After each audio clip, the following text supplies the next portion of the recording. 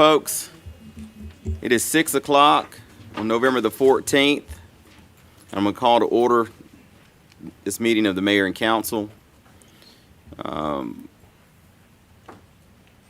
We've got Officer Jamarco Claiborne here to do the Pledge of Allegiance, but the invocation will be by Mayor Pro Tem Shirley Marchman. So if everyone would please rise for me.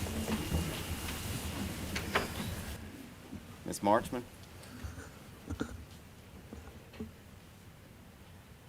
Kind Heavenly Father, we come again this evening with bowed heads and humble hearts.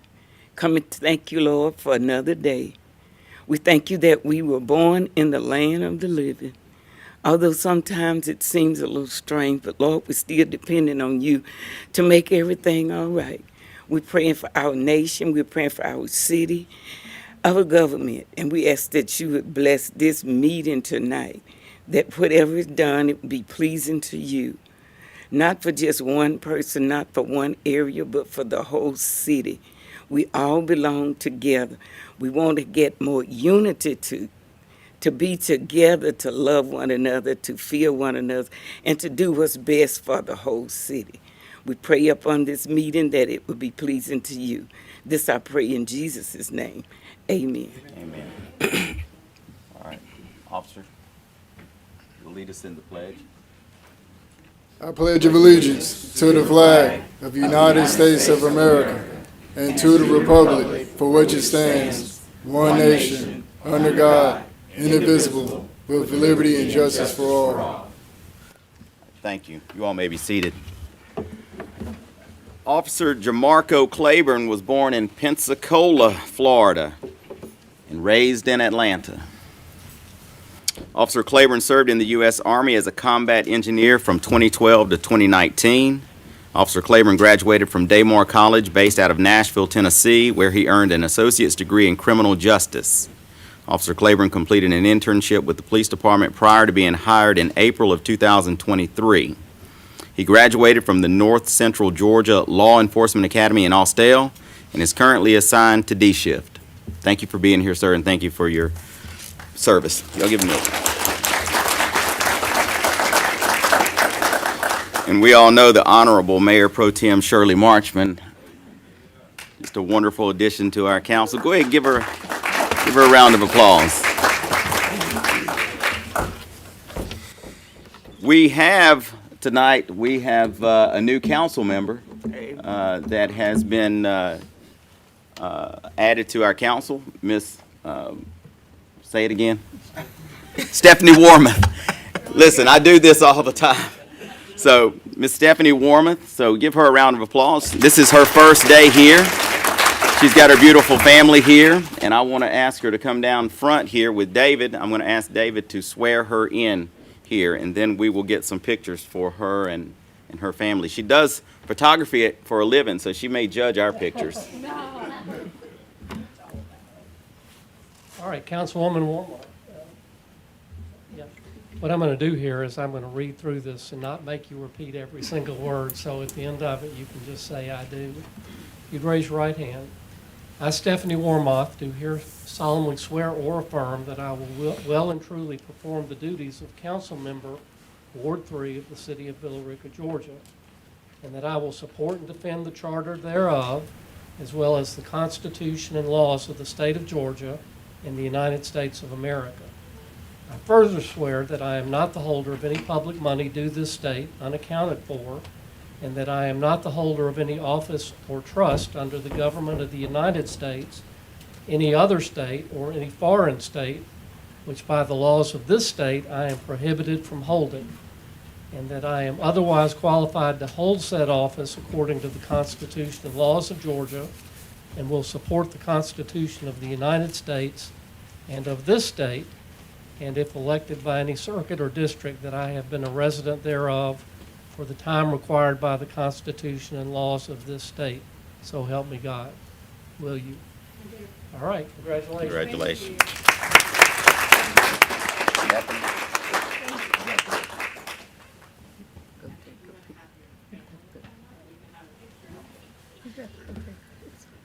I just took one.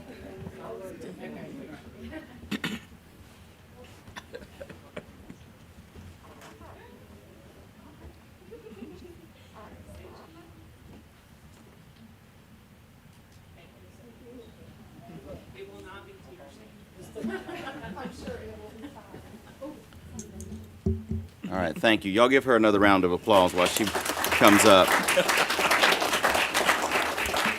Wait, y'all gonna run off before she has a chance to make some comments? I'm gonna give her the floor. I'm gonna give her the floor. All right, y'all have a good night. Thank you.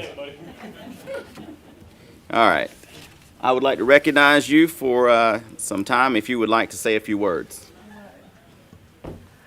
So first, I would just like to say that I'm deeply humbled to have been elected as the newest city council representative. I'm grateful to those who have trusted in my ability to properly serve the citizens of Villa Rica, and I do not take that trust lightly.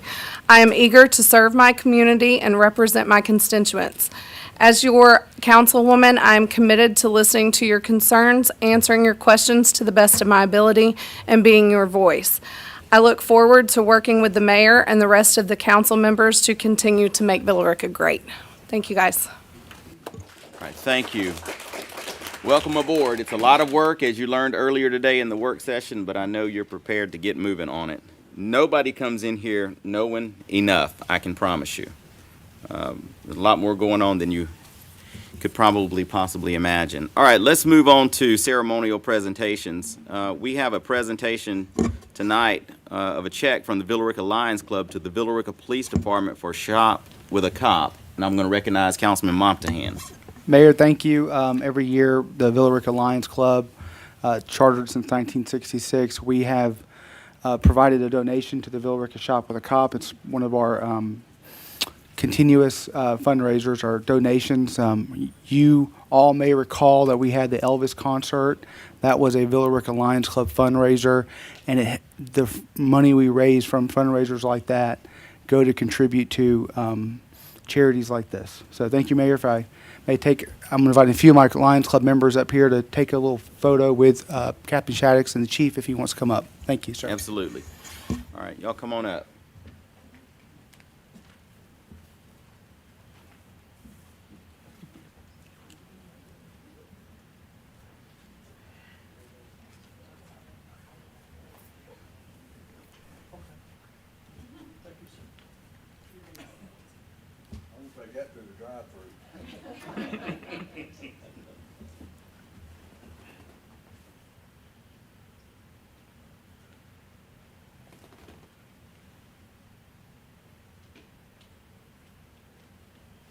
Got it? All right, give them a round of applause. How much is that check, Matthew? $1,000. Wonderful.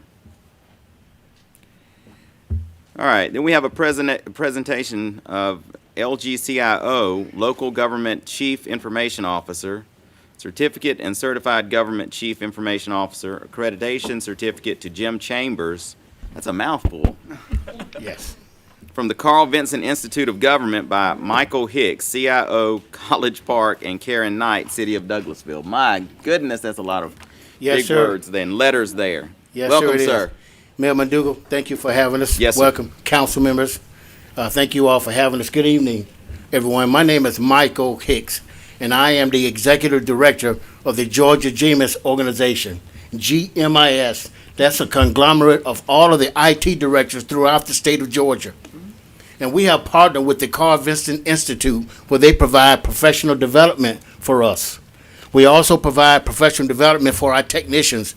During our conferences, our technicians go to what we call the geek track, because those are the guys who fix the servers, who make sure your phones work, make sure your passwords, all those things work. So those of us who are leaders, we go to a different track. We go to a leadership track. We learn the difference between a manager and a leader. And so within that certification, we also have to pass a budget class. We also have to pass a human resources class. So it's just not filled with just a lot of technical classes. So I bring you greetings today from our board. Again, I am the Chief Information Officer for the City of College Park, and I'll let Ms. Knight introduce herself. I'm Karen Knight. I am the Communications Coordinator for the City of Douglasville, Georgia, for the Police Department, and I am also the Director of Corporate Sponsorship for Georgia GMIS. Wonderful. Thank you all. Right. And one of the reasons I was hoping that Karen would come, because Karen is the giant of our organization. She's been with GMIS longer than any of our board members.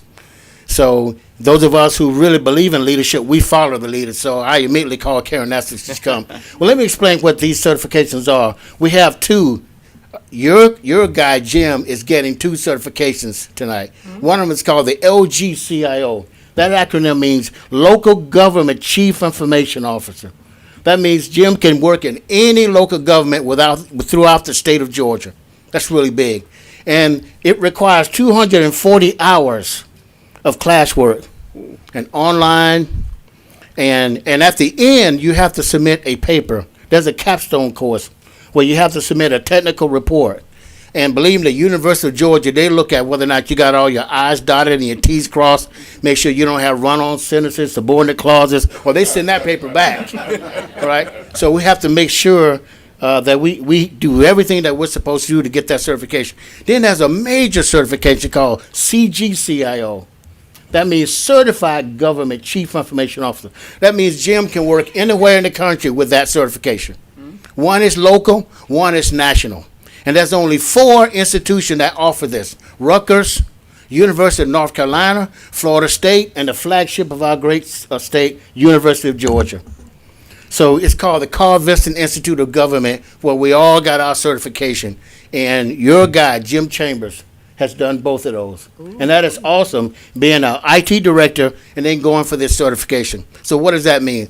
That means Jim is no longer, quote unquote, Mr. City Manager.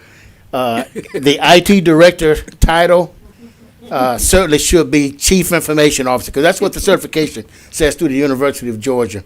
And Jim, just a surprise to you, I've also conducted a recommendation letter for Jim, and I'll pass that on when we're ready. But what I'd like to do now is just really present Jim with his certification, because he's earned it. Hey, imagine 240 hours plus another 60 hours, 2 capstone courses, and then trying to run an IT department. Jim has been in IT for 24 years, 6 of them between Noonan and Villa Rica, and he started your IT department. Right. So that means Jim brought voice, video, and integrated data all across the network for Villa Rica. That's right. So when I look at the monitors, I look at the Wi-Fi, I look at what's done in the police department and all those things, Jim has got his signature on it. Oh. So you guys should be proud of Jim Chambers. Your guy, Jim's got Y'all give him a round of applause. Yeah. So Jim, you come up. You can't go anywhere, Jim. You got to stay here. Yeah. So, Jim, I'm honored to present you with the LGCIO. Remember, that's Local Government Chief Information Officer. This means that he can walk anywhere within the state of Georgia. From North Georgia to South Georgia, East, West, this certification is honor. So, Jim, I'm honored to give you that. And last but certainly not least, this is the national one. Ooh. CGCIO, Certified Government Chief Information Officer. That means if Jim wants to work in California, they will honor this. He wants to work in Wyoming, Utah, Alabama, they honor this certification. And we have to give what we call CEC, Continuing Education Credits. University of Georgia just doesn't give this to you. You got to go to these conferences and still maintain this certification. Right. So Jim, I am honored as a fellow CGCIO and LGCIO. Karen is also. So we're honored, Jim, to present you with both of your certifications. So I'll give him a round of applause. So Teresa. Hold it like that. Teresa, you want to get some pictures? I'd like to take a couple pictures with him.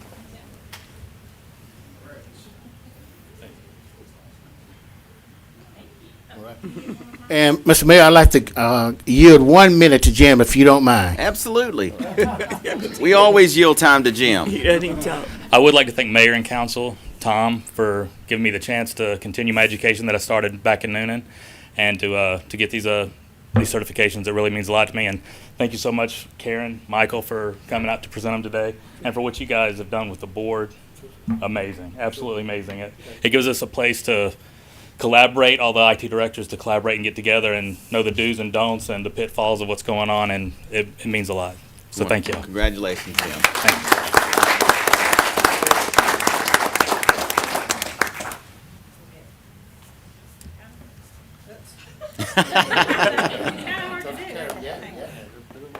There you go. Here. I'll help you hold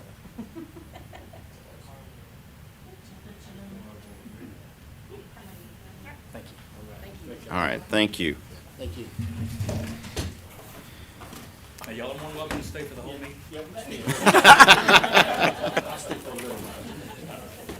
I'm sure they've stayed for plenty before.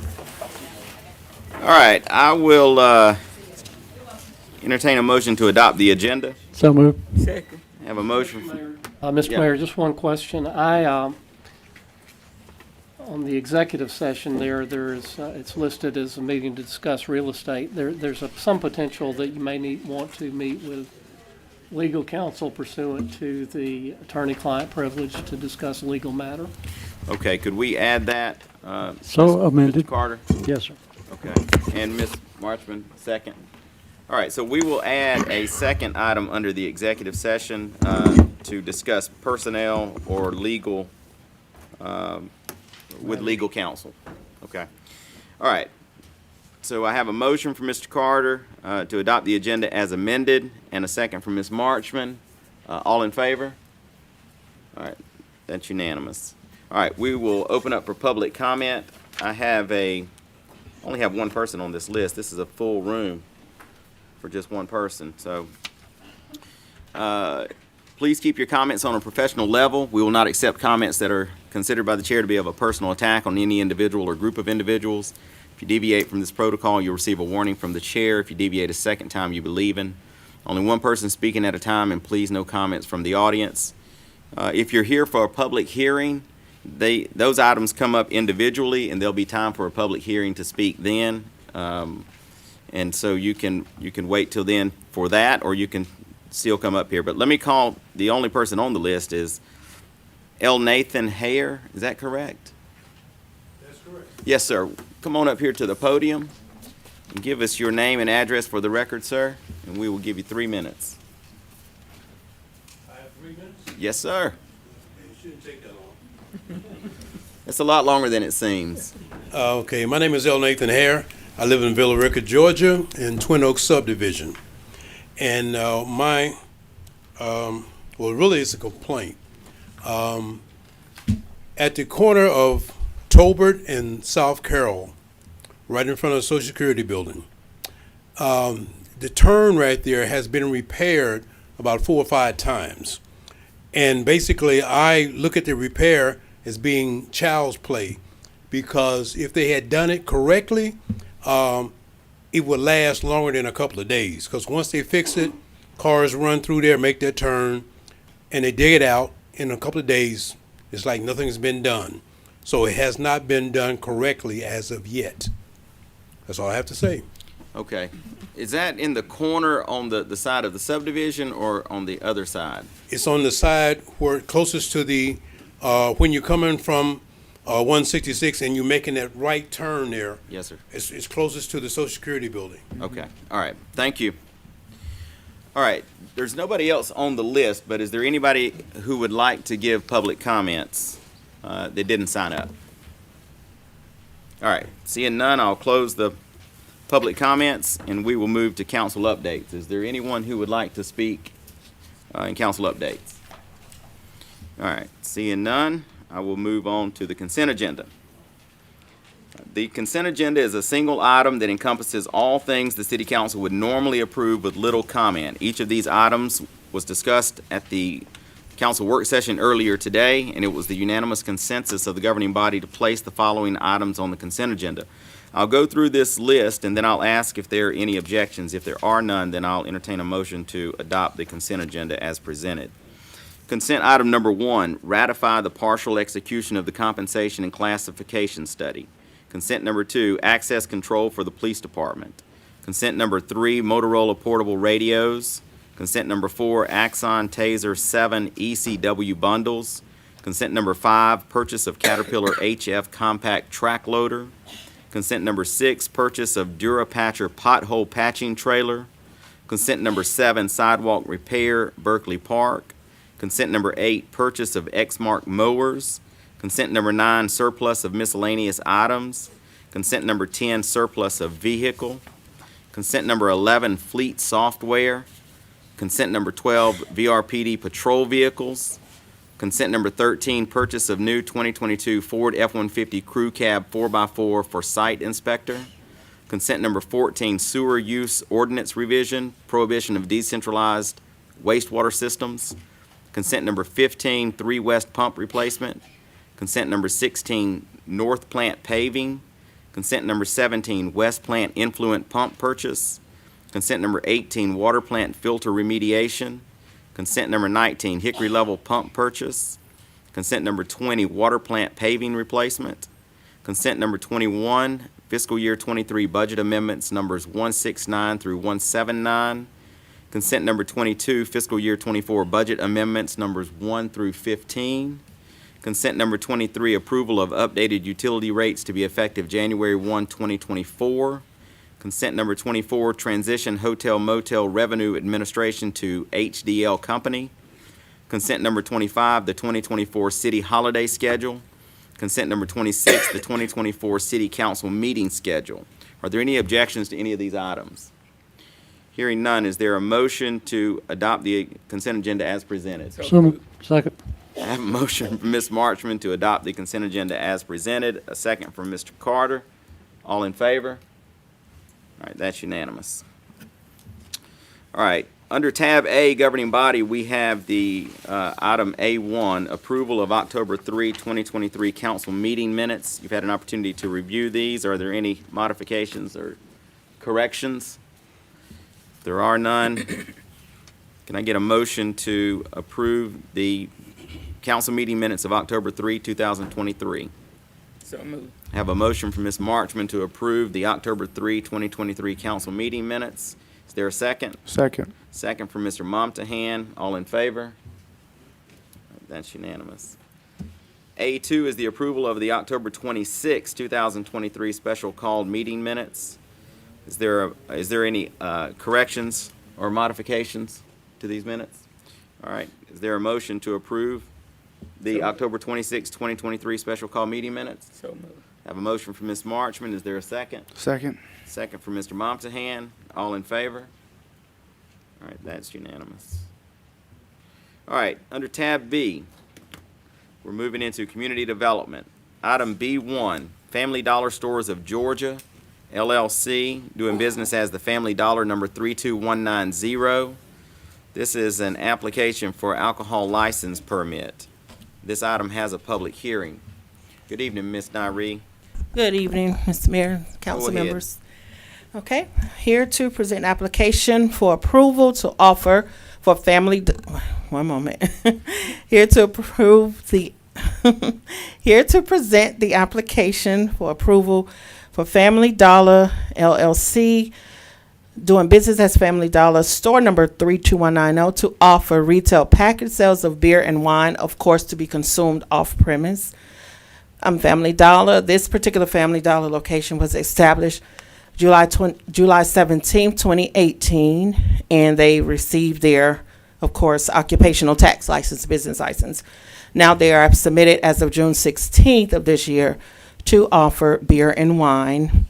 And according to Chapter 4 Alcohol Ordinance Zoning Section 469, they have, and 470, proximity restrictions, they have met all requirements, as well as the background check conducted by the city police department.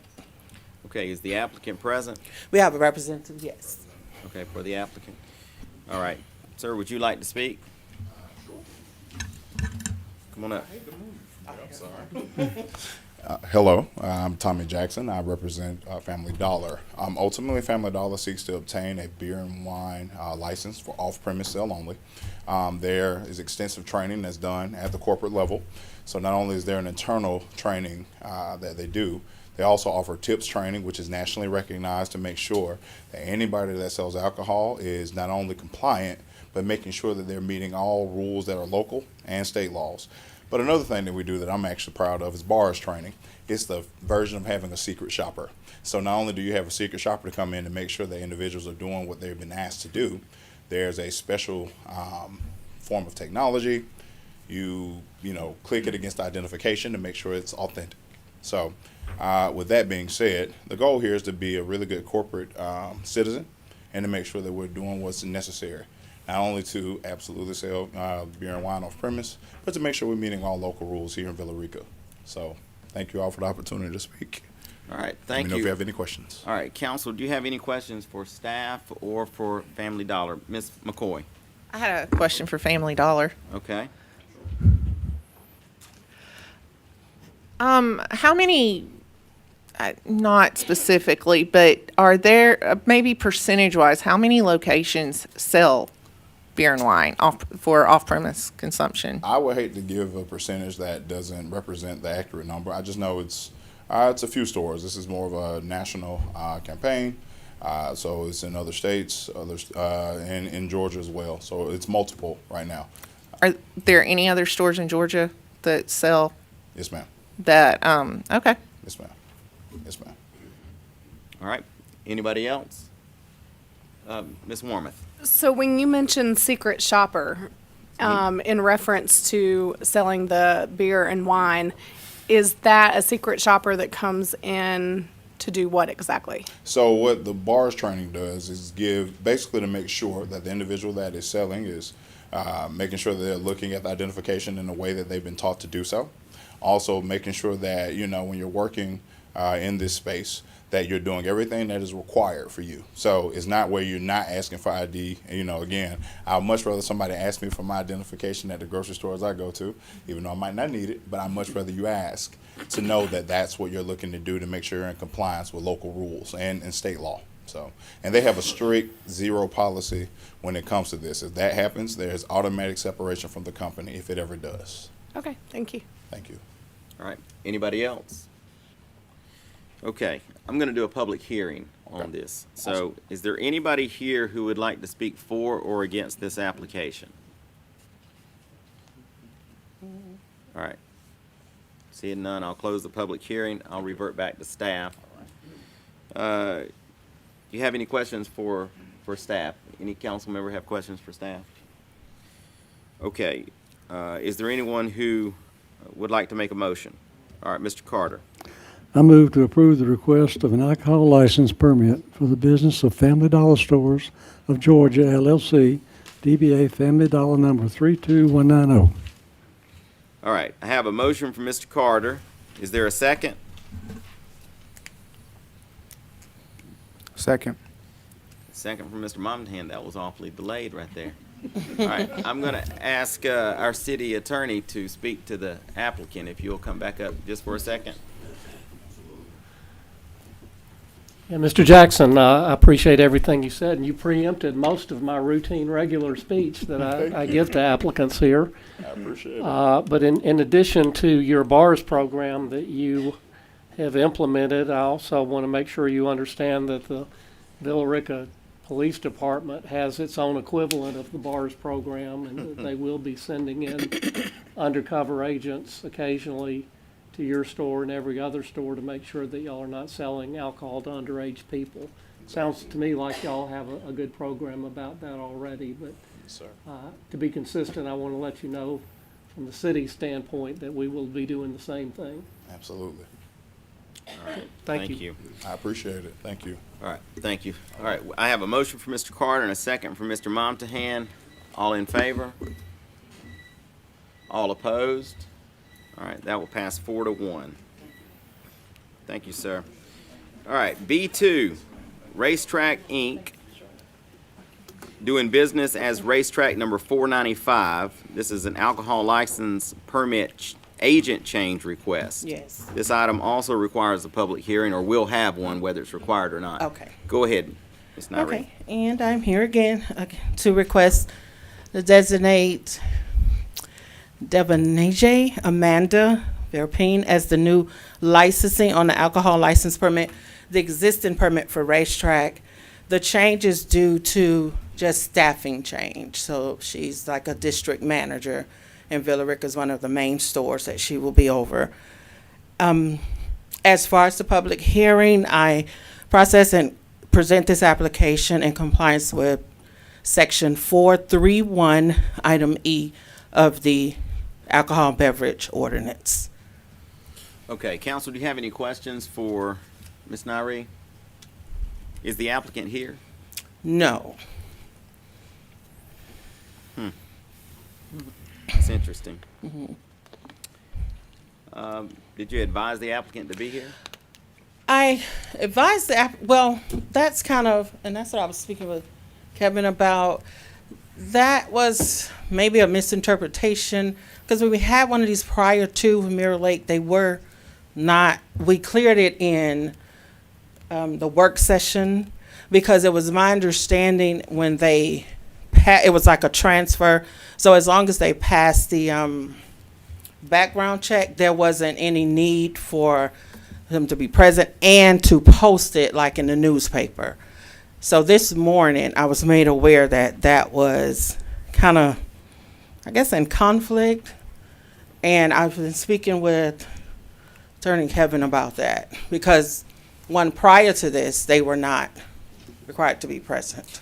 I don't remember that, but I mean, typically, when whoever's name this license goes into, they would be here, and then Mr. Macklin would make a couple of comments to them, and then we would approve it, irrespective of whether I had a public hearing or not. Mr. Mayor, on this particular, there has been a little bit of confusion, I think. Normally, just the transfer from one employee of the company to another would be done at the administrative level and wouldn't need to come to a hearing At all. before you. So I guess I say that only to say don't hold it against the applicant for not being here today. Do we still need to vote on it? Yes. Okay. All right. Well, Council, do you have any questions for Nairi? Does anybody want to make a motion? Yeah, I'll take it. All right, Mr. Carter. I'll move to approve the request of Divine, how you say that name? She struggled too. Yeah. Divine Najee Amanda Burpin, Amanda would be fine. She prefers Okay. Amanda. to be named as a new licensee on an alcohol license permit for Racetrack Inc., DBA Racetrack number 495. All right. I have a motion from Mr. Carter. Is there a second? Second. Second from Ms. McCoy. All in favor? All opposed? That will pass 4-1. All right. Thank you, Nairi. Okay, you're welcome. Let's go to B3, VA-12-23. This is 133 West Bankhead Highway. This is a variance to reduce drive-through queuing spaces. The number of spaces required. This item does also have a public hearing. Ron, would you present this item? Yes, this is back before us again here. This is VA-12-23 Charles Bishop, commonly known as the Snow Cones parcel at 133 West Bankhead Highway.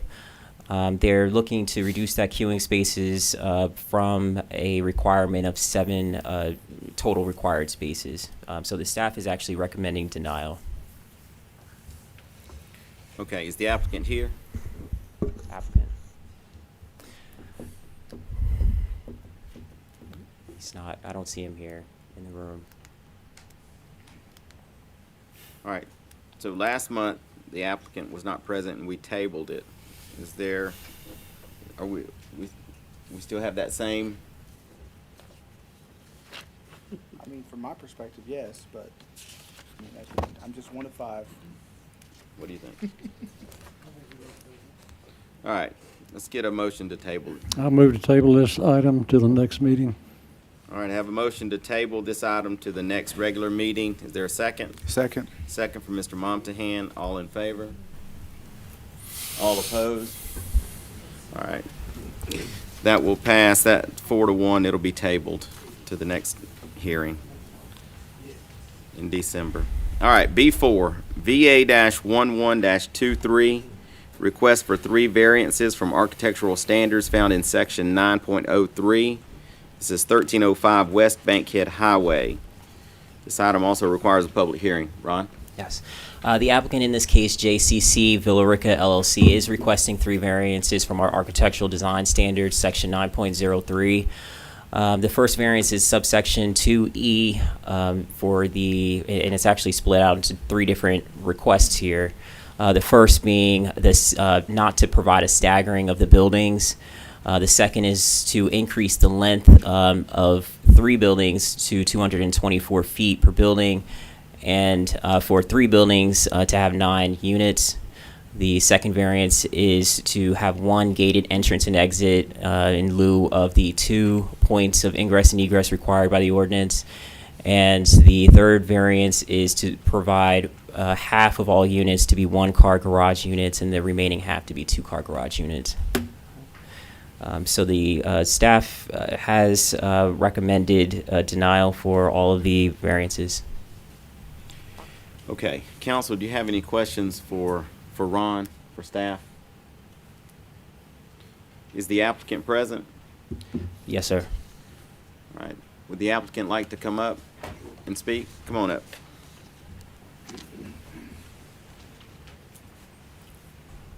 Good evening. Jim Chapman, 1956 Riddlemore Road, Smyrna, Georgia. With respect to the individual buildings located location as well as length and the number of units, we have a current site plan that this allows us to, we feel, not greatly infringe upon the neighboring residential homes along the eastern side of the site. We don't want to push any of our homes closer to that. We feel this is a positive effect. Also, our units are staggered along the fronts. We offered pictures in our application. The unit orientation with a single building is adequately varied as a result of this construction plan.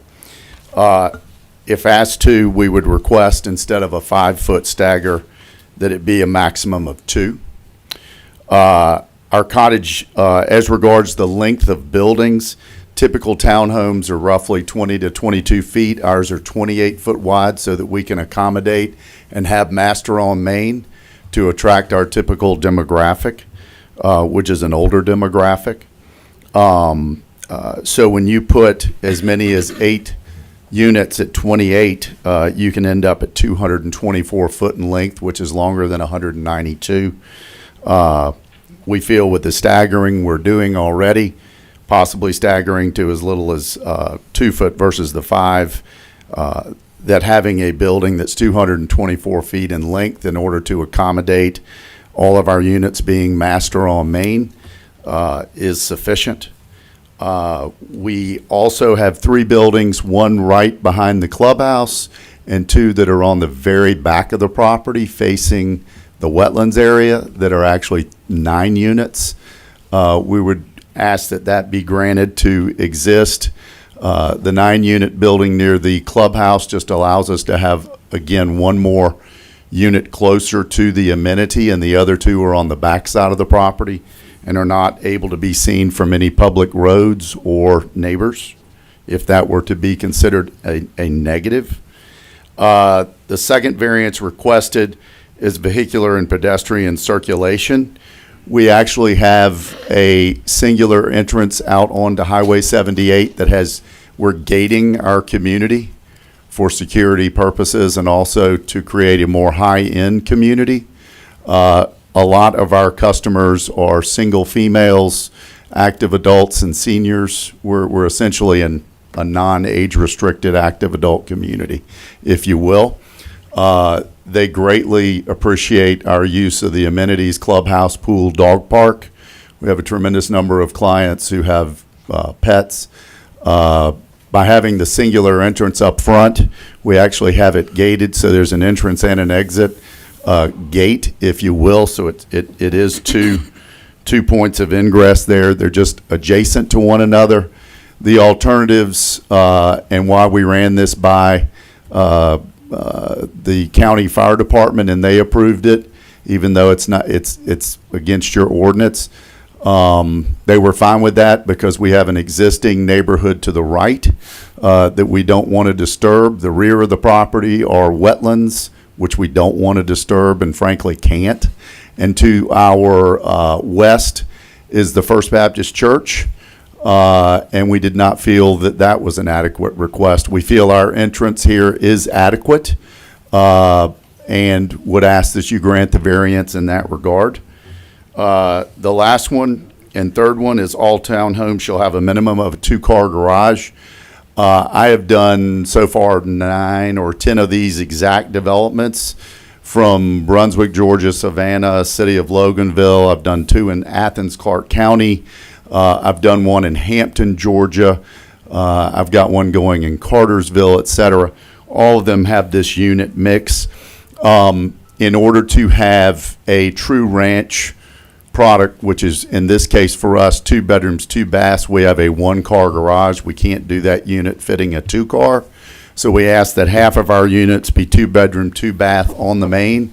Those are typically rented to single folks, mostly single ladies of all ages. They like living in our communities that are basically adult living type communities. They're safe. And then we tend to have our couples, mostly older, who take the 2-car unit deal, which has still a master on main with 2 bedrooms and a pop top above, sort of a 1.5 story. So we would ask that you grant us that variance so that half of the units could be 1-car, 2 bedroom, 2 bath, all a ranch style, and then the other 50% be 3 bedroom, 2.5 bath, still master on main with a 2-car garage. Thank you. Okay. Counsel, do you have any questions for the applicant? Anybody? Okay. Let me see if I can. Let me do the public hearing on this, and then we'll come back to staff and to the applicant.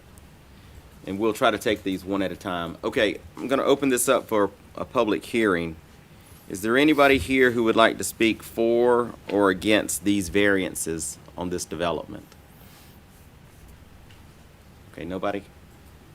All right, so I'll close the public hearing, and then we'll revert back to staff. So let's take these one at a time. So the first one is a variance from section 9.032E. Individual buildings shall be located to avoid more than 2 buildings with parallel orientations to a public street unless offset by more than 20 feet. Vary the orientation to lessen the massing. The maximum length of a multifamily building shall not exceed 192 feet. No more than 8 townhome units shall be attached in a single row. The applicant proposes not to stagger the buildings a length of more than 224 per building, and for 3 buildings that have 9 units. So there would be 3 that need this variance. Ron, is that correct? That's correct. There's 3 units that are going to be 3 buildings that would be 9 units. Yeah, 3 buildings that would have 1 additional unit. Is that where the entire extra length comes from, is the 1 unit? No, Where's that from? 28 feet instead of 24. Right. The actual unit widths themselves are larger. Can you get a little closer? I can barely yeah. hear you. So the actual unit widths themselves are larger, coming in at 28 feet across. And so our ordinance was really set up for that 24 feet that we typically use. So they would definitely need more relief if they were to get an additional unit in there as well. So, but the units themselves are wider than what we typically require. We require 24, these are 28. That's right, much larger. Is necessarily going to make the entire building longer. All right, Council, do you have any questions for Ron on this first one? Ms. McCoy. I do have a question, and this is my problem because I always get confused when you recommend denial and they say the request is entirely self-imposed. So, can you explain that a little more? Sure, yeah. So in this particular case, there is no tying to a land use problem that's on site or something that's unique to their particular situation that would warrant the relief. And so being that they're imposing this on themselves, essentially, that they have chosen essentially not to meet the ordinance and they're instead requesting relief, then we, by policy, would go with a denial from the staff's perspective. So as I'm understanding correctly, you're basically saying that because they chose to do 28 feet instead of 24, and now they're requesting a variance because they're exceeding the 192, but it's because they chose to do 28, not 24. That's correct. Okay, I just wanted I see that a lot, and I just wanted a little clarification on that. Sure. Yeah, go ahead. So it looks to me, unless I missed this, someplace, the 224 is only gonna cover the 8-unit building. So it looks to me like we need a variance for 252 on the 3 nines if we're gonna do that. Is that correct, Ron? Do we need to check with the applicant?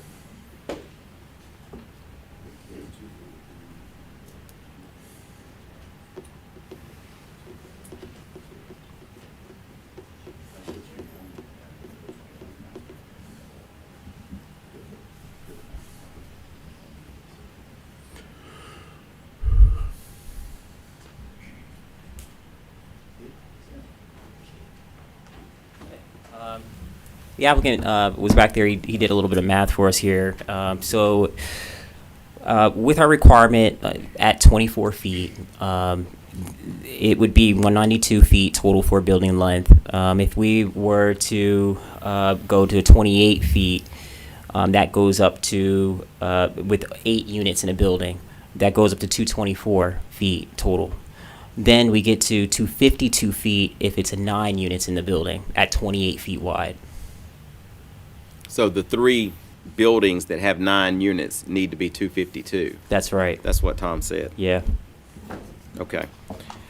See, to me, this is different. First off, a 28 foot wide product is a better product. Much better, yeah. And the other thing about this development is that it's gated, right? Which means they control all their own infrastructure, pay for their own sidewalks, their own streets, their own street lights. That's right. Which is a different set of circumstances than what we typically find. So in that case, I see more mitigating reasons to grant that.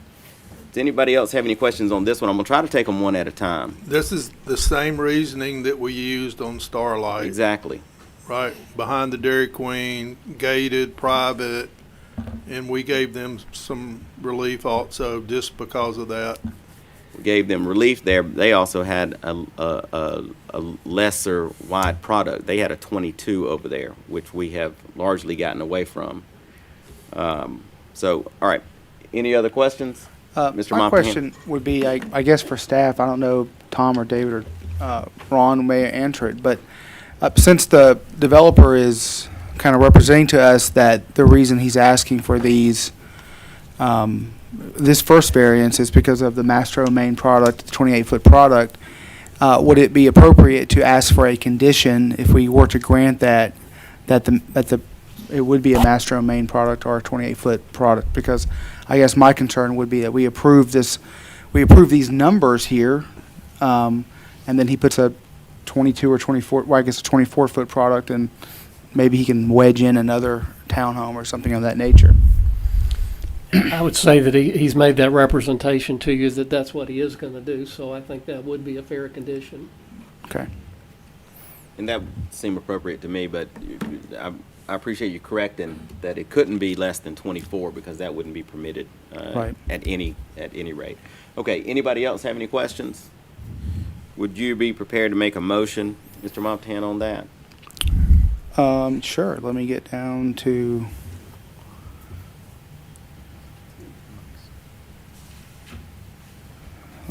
Okay, I'm on the planning report. I'm not on the cover sheet. You know you're supposed to have all these pulled up and ready to go. Well, these new systems, I can't open multiple tabs, Oh. for better or Mr. worse. Carter can. He's got like 18 tabs over there. Yeah, I need to learn his tricks. All right. So I make a motion to approve the variance request from section 9.032E of the Villa Rica zoning ordinance for 1305 West Bankhead Highway, subject to the conditions that the townhome product be a Mastro main product with a minimum width of 28 feet. All right, I have a motion from Mr. Montana. Is there a second? Second. I have a second from Mr. Carter. All in favor? All opposed? Did I have anybody raised to oppose? No. Okay, that's unanimous. It just came up late. All right, that's unanimous. All right, let's take up the second one. Section 9.034B, multifamily developments with 150 units or more shall have at least 2 points of ingress egress.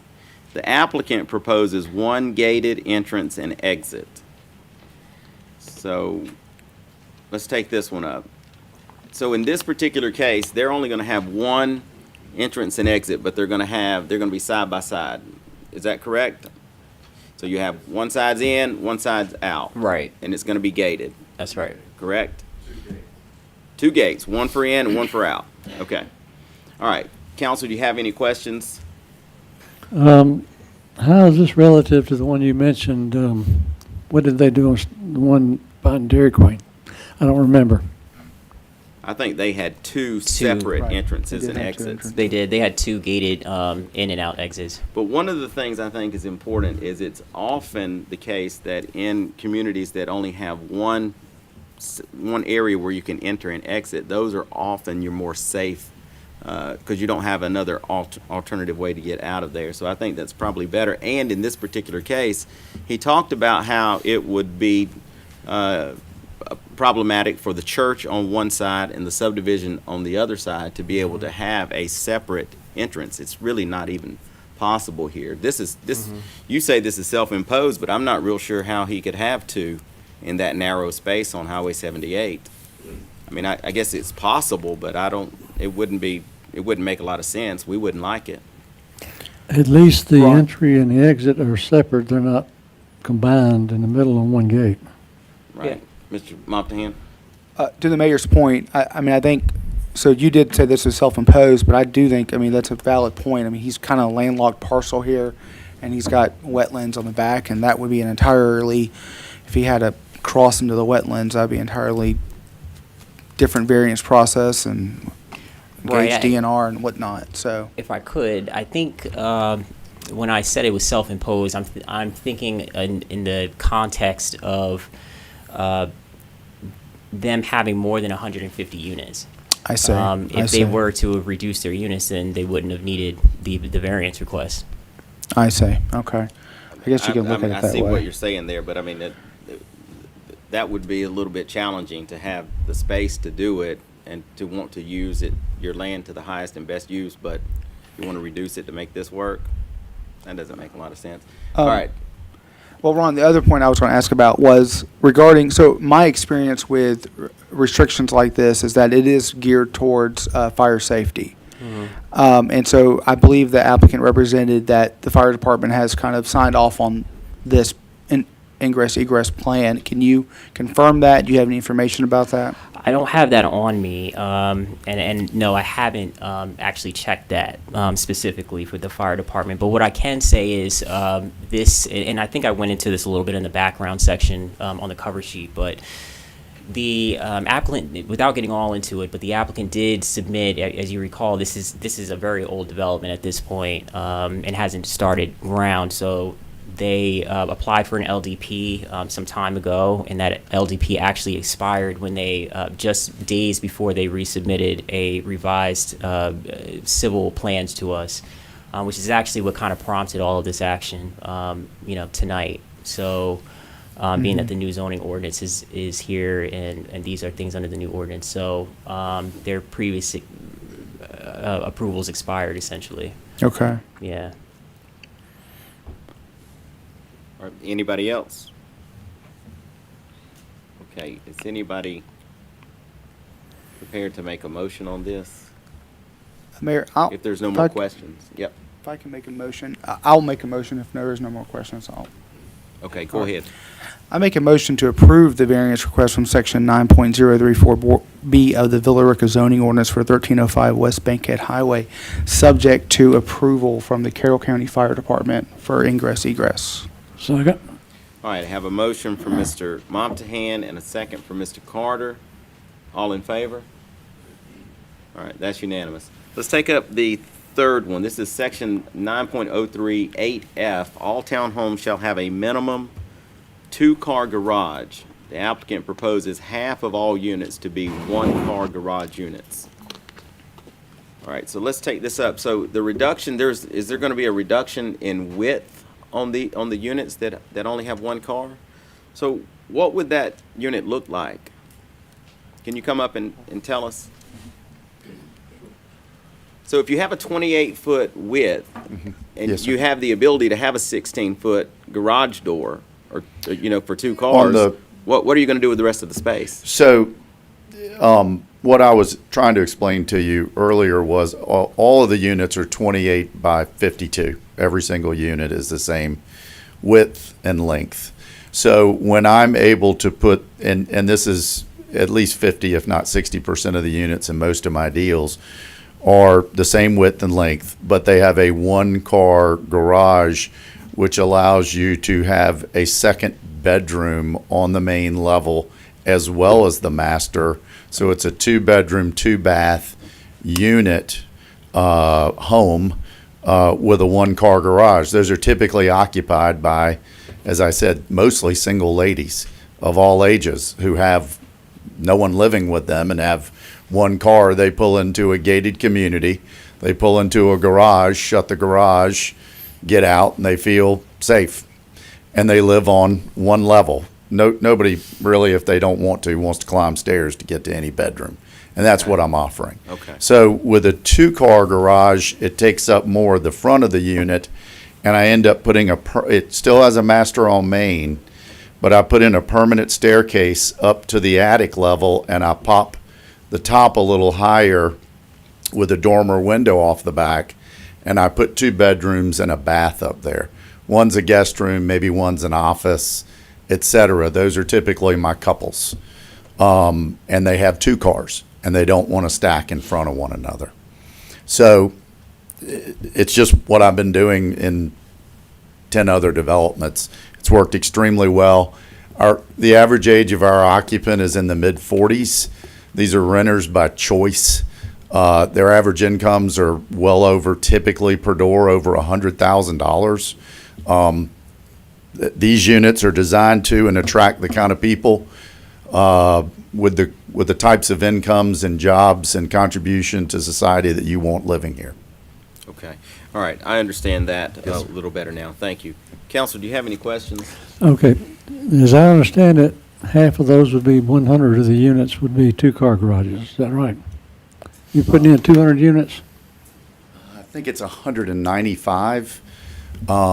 Yes. So we can do an odd number of 95, 90, 98, 98-ish or 90 whatever would be 2-car garage, and So it's only 97 would 195. be 1 car. They had specified it's a 200 unit seniors focused. I'm sorry, I thought we were slightly less than that. Yes, but then it'd be 100 each. Pardon Okay. me. Yes, sir. So similar to, I think, the Starlight, when we did that one, we also allowed for this there because it was a gated community as well. In other words, I mean, that's your product. You know I'm what trying you to can do with half your and product. half here. So I think that's what we did there too. All right, anybody else? Ms. McCoy. I think this will be a moot point, but I just wanted to say, I know some houses that have 1-car garages and they have very small yards and people have parked on the yard, but since this is a development and this is a rental, there are spaces for the extra cars in case they have someone. They're not just going to be parking like in front of the front door, I assume. I was looking at. No, we have professional leasing and management. We typically use a Okay. group called Rangewater. Okay. And including myself, and if you're parking in the yard, you're fined or you're out. Unlike an HOA where everybody's going to fight each other, this is autocratic. If you break my rules, you're gone. Okay. And typically with average age of 45, it can happen, but we put a stop to it. Are there ever any problems with overcrowding with the parking? No, ma'am. Okay. What's your average driveway length in your development? Behind sidewalk to front of units, roughly 20, and a suburban's roughly 20. Okay. But is it just one, basically it's just one stall though, right? Yes, sir. If all the 2 cars have 2-car width driveways. Right. Okay. And then the singles have singles. If I did a double, you're gonna end up with a sea of concrete. Yeah, sure. Everywhere. No, I agree. Which But is uglier. I think what we often come across though in the city is that the driveways are so short that people try to park a Corolla and a pickup truck behind each other, and And you can't even use the sidewalks, they're not functional Right. because you're basically walking on the road, because every time you're walking on the sidewalk, you walk off to get back on. So folks just end up walking on the road. So I think that's kind of been our concern with some of the shorter driveways. But, Sure. I think we're correct length. but considering it's a private development, it's not going to be the city's issue, so I'm not so concerned about it here. That's what I was gonna add there. I mean, it's his roads, he's Sure, responsible right. for all of that. We won't be patrolling those, roads. It's really not our issue. Okay, any other questions for the applicant or for staff? I would just say that I'm leaning to approving this, basically subject to the same condition that the unit be at least 28 feet wide, because I think that's kind of is that That's what you've fair? Is that, I'm fine with your conditions, and the original LDP had Carroll County Fire Department approval. Okay. So anything you've mentioned is okay. great. All right, then I will recognize Mr. Bumptahan.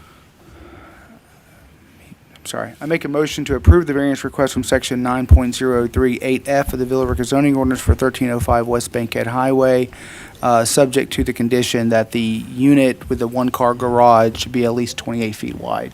All right, I have a motion from Mr. Second. Bumptahan. I have a second from Mr. Carter. All in favor?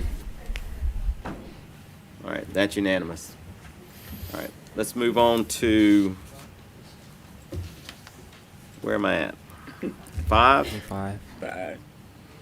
Okay. This is VA-13-23. This is a request for 9 variances from development standards in Chapter 7 of the zoning ordinance for 135 Commerce Drive. This item also has a public hearing.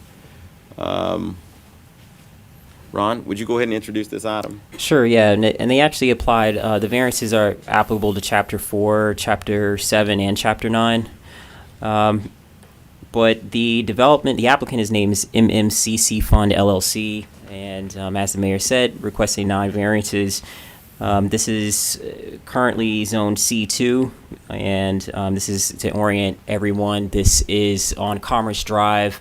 The closest intersection will be Commerce Drive and Meadowlark Drive, so nearest to the Chevron, as we know, the Chevron and the Dunkin' Donuts and Chick-fil-A. This is within that vicinity. So the applicant has requested for the first variance here is the lot standards, the minimum lot width for the C2 zone to go to 0.75 acres when the ordinance requires 2.5 acres. The second variance is for setbacks for relaxed side yard and rear yard setbacks, in addition to requesting for interior lot lines to be 0, applicable to all sides of the interior lot lines, with a minimum of a 10-foot building separation, which is actually what we require anyways. The third variance is the applicant is proposing to park vehicles on drainage and utility easements, which we currently don't permit within the city code. Fourth variance is to allow for more than 50% of parking within the front yard, between a front yard facade of a building and the street itself. So we currently only allow for a maximum of 50% of all the parking to be located in the front yard area. So they're looking to have that waived. Fifth variance is for the maximum number of spaces. So in addition to the minimum number of spaces that we require for a use, we also have a maximum number that can be constructed for a single use as well. That's the minimum plus 10%. So the applicant is actually requesting for that also to be waived. Number 6, the applicant is proposing for no landscape screen applicable to the interior drives or the interior property lines. Number 7, the applicant proposes the waste container to be located in the front yard area, which we currently don't permit. So this would actually be on the rear of the grocer, but it's actually a front yard area along South Street. Number 8, the applicant, this is regarding buffer yards. So the buffer is applicable to this property is 75 feet, which is very excessive. It's quite a large amount. And The applicant is proposing no buffers surrounding 628 South Street and is proposing a 20-foot landscape buffer with an 8-foot tall opaque fence along the northern property lines of 727 and 731 Meadowlark Drive, and a 15-foot landscape buffer with a 8-foot tall opaque fence along the northern property line of 723 Meadowlark Drive. The eastern border of 723 Meadowlark is proposed to have a 10-foot landscaping strip with no fence. A 20-foot landscaping strip is proposed along South Street and back of the grocer. And lastly, number 9, the applicant is proposing for 40% transparency for all ground floor elevations of the retail uses on site. So the ordinance actually requires 75%. Okay. Wow, this is a lot. All right, council, do you have any questions for Ron before we hear from the applicant? All right, is the applicant here? You know he is. Yes, sir. Oh, he is here. Oh, I didn't know his name was MM too. No. Hello, sir. How are y'all doing this evening? My name is Jeff Matthews, and 215 West Bankhead Highway, Villa Rica, Georgia. And first of all, hadn't it been a beautiful day in Villa Rica, Georgia? Always is. I want to give you a brief overview of what we're trying to accomplish here and a little bit of background on the piece of property. We bought the first piece in 1985, 38 years ago, which was up nearer the interstate. And since then, we bought 7 more pieces that you're looking at there, and we've stitched it together kind of like Grandma made that quilt years ago. And in that tenure, we have passed on a lot of users, a lot of opportunities to take the short route and go to the cash register. We passed on the Pilot truck stop, the Flying J truck stop. They both went to Temple. We passed on the Love's truck stop. They went to Waco. I'm not against trucks. I'm not anti-trucks. America's needs moved by trucks. I've got some. I always thought diesel fuel smelled like Chanel No. 5 when it's hauling something and going to get somebody a job or get paid. But we've also passed on extend-to-stay hotels and a lot of users that really we didn't feel like were conducive to what the game plan is.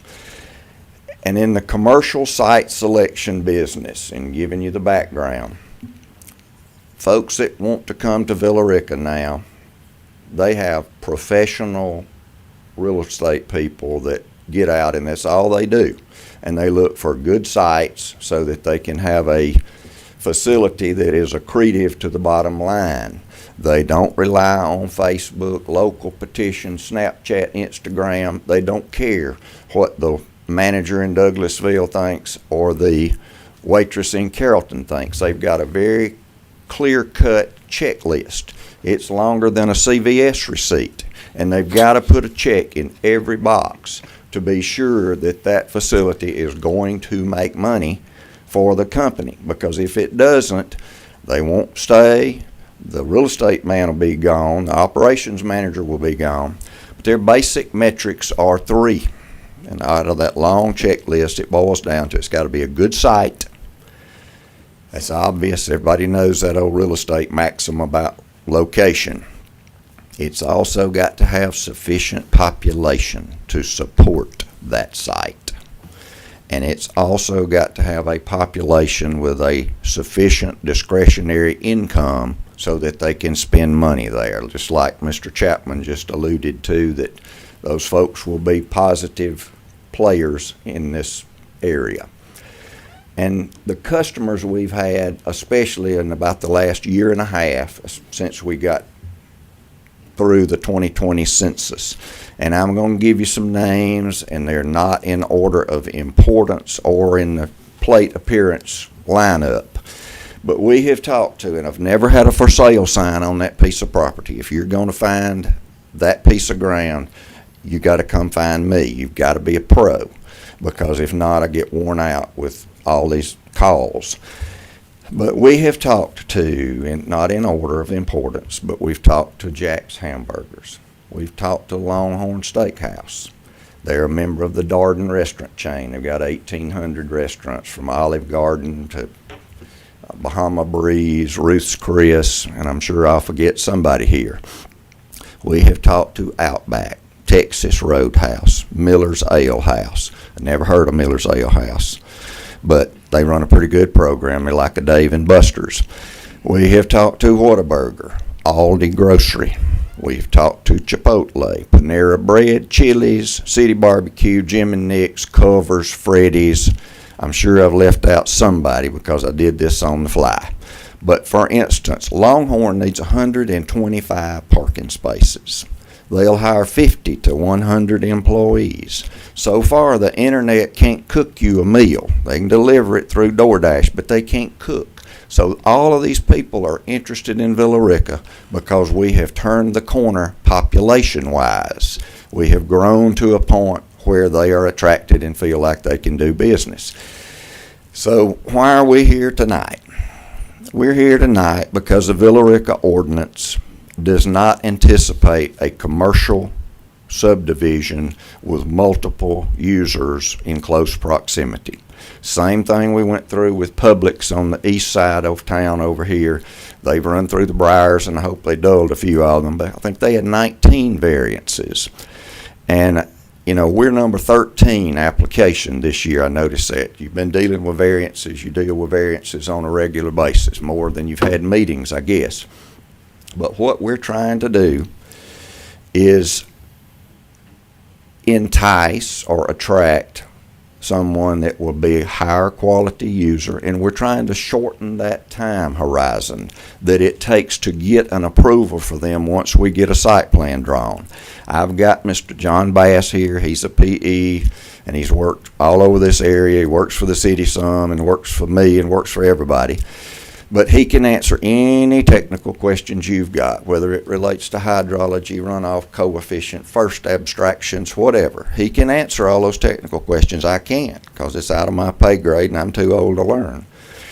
But when you have a variance and you have a user that maybe they need to put their drive-through window closer to the front instead of in the back, it can take a minimum of 2 months, usually 3, to get to you folks, because you have to publish it in the paper, you have to send out certified letters to all the neighbors within 250 feet.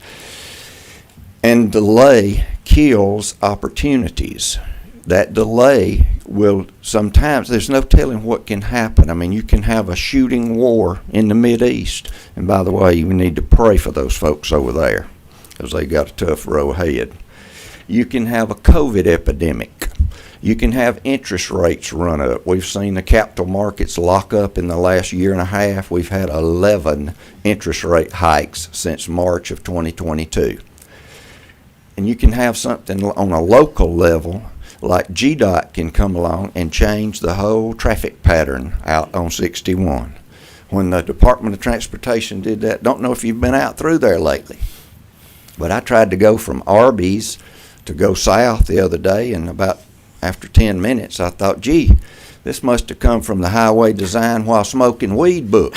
Now, I'm sure Mr. Bass didn't have that over at Georgia Tech, but we have just got, it's so much tedium that we're dealing with.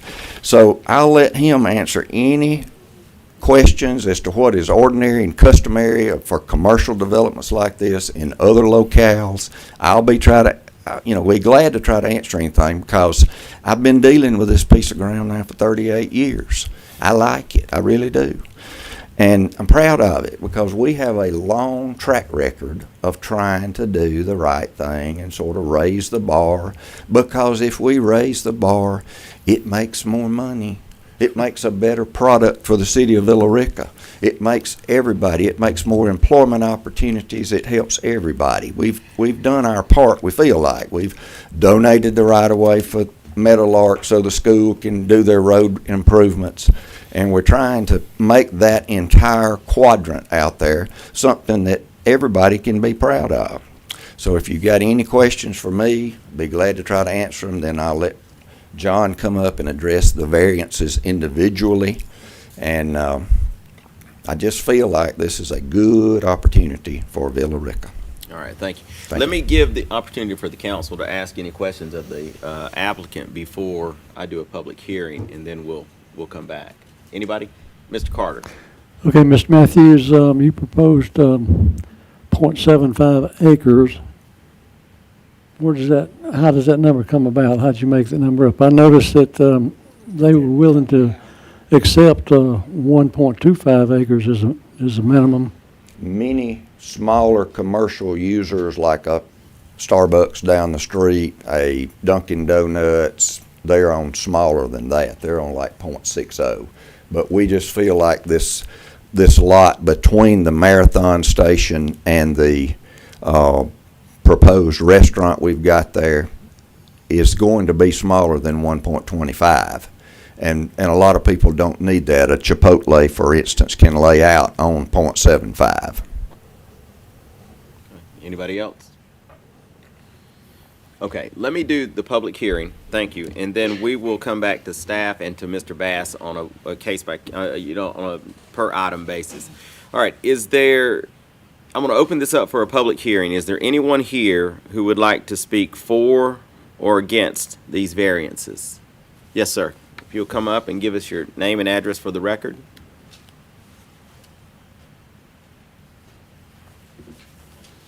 Joshua Evans, 640 Clearview Street, Villa Rica, Georgia. So my property, actually, what he's talking about there, I'd be straight across from the entrance that he's proposing there for that development.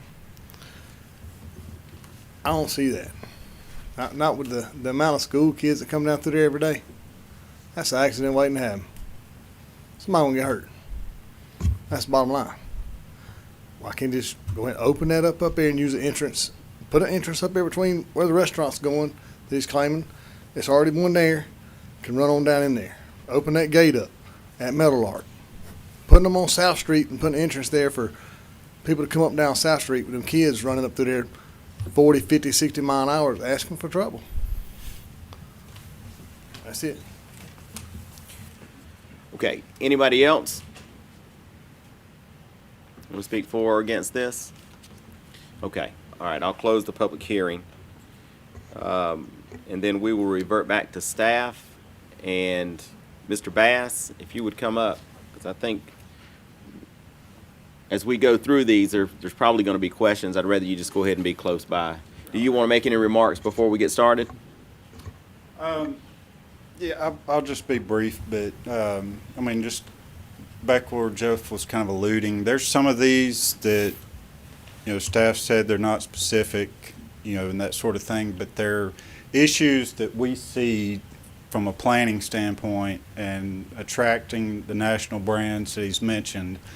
And we just don't have that kind of time to sit around and wait on, once we get the guy in, going ahead and going through the variance process. So that's the rationale on some of these. Others you see are specific, but just so you take that in mind. Okay. And going back to Danny's question about the size, typically on a commercial zoning like this, you would not have even a minimum acreage, or if you do, it's extremely low. So the 2.5 is very excessive, and quite honestly, I think we're doing good by going to 3/4 of an acre, because quite honestly, half acre, 10,000 square feet, zero, that quite often is what we see in commercial zoning for minimum lot size. Zero? Yeah, there's places that do not That's define an interesting it, building at zero. Okay. I'm not advocating So that. I'm just illustrating No, the 3/4 of an understand. acre is still a generous size. But usual and typical is what you're talking about, that in this particular, the site requirement would be less than 0.75 considerably. Yeah, typically. Yes. Okay. And All even right. on the building setbacks, when we get to that, they're typically less than All what right, the let's take the ordinance first one. This is section 4.04 lot standards, minimum lot size for C2. You're proposing 0.75 as the minimum lot size. We require 2.5. Council, do you have any questions for staff or for Mr. Bass. I have a question Mr. for Montahan. staff. Staff. Ron, so this is a variant, these are variance applications, not zoning applications. Is that correct? That's correct, yes. All right. Do we know when this project was zoned? Well, there's two answers to that. One, when we rezoned the property back in 2020, with this during the citywide rezoning, and then I would say a month or two ago when we had 600 South Street come before us as well. Okay. So as under the current zoning, though, I know that we have a proposed site plan here, but under the current zoning, if the applicant was not here to request variances, the applicant could just build it as they have. Is that correct? Including the road layout and the ingress, egress, et cetera? I mean, if they fit the ordinance, that is, right? If they decided we're going to do it. If they meet the ordinance, yes. Right. So nothing that we're here today is going to have any effect on how the roads are laid out or ingress, egress. Is that correct? True. That's correct. Okay. Not entirely correct, because lots are smaller than 2.5 acres. I think I understood the question as specific to entrance and exit standards and driveway locations, interior driveways, things of that nature. Yes, that's exactly what I was going to. Yeah. All right. So then my other question was, when I'm taking a look, I mean, if you take a look at the properties all neighboring here, Dunkin' Donuts is less than 3/4 of an acre. Racetrack is less than an acre. I think the Chick-fil-A is actually a little bit more than an acre. So it seems the old Pizza Hut is less than 3/4 of an acre. The old Waffle House is less than a half an acre. Wow. It seems appropriate to me, considering the neighborhood conditions, that 3/4 of an acre minimum lot is appropriate. I mean, what are your thoughts on that? I think that would be more of an appropriate request if this was a C1 zone lot, being that the C2 zone is really geared for large commercial users. The C1 zone would have provided for a smaller lot size, smaller setbacks, things of that nature, so the relief wouldn't have been as intense. Okay. And I understand from your report that that was proposed to the applicant? Correct. Okay.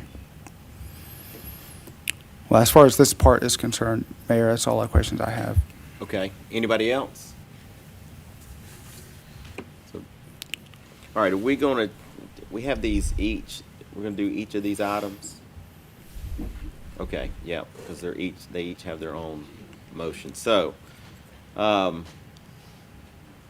is anyone prepared to make a motion on the first one? Well, on the Mayor, lot size. I am interested as if I could ask the applicant a question. I'm sorry. All right, Mr. Matthews.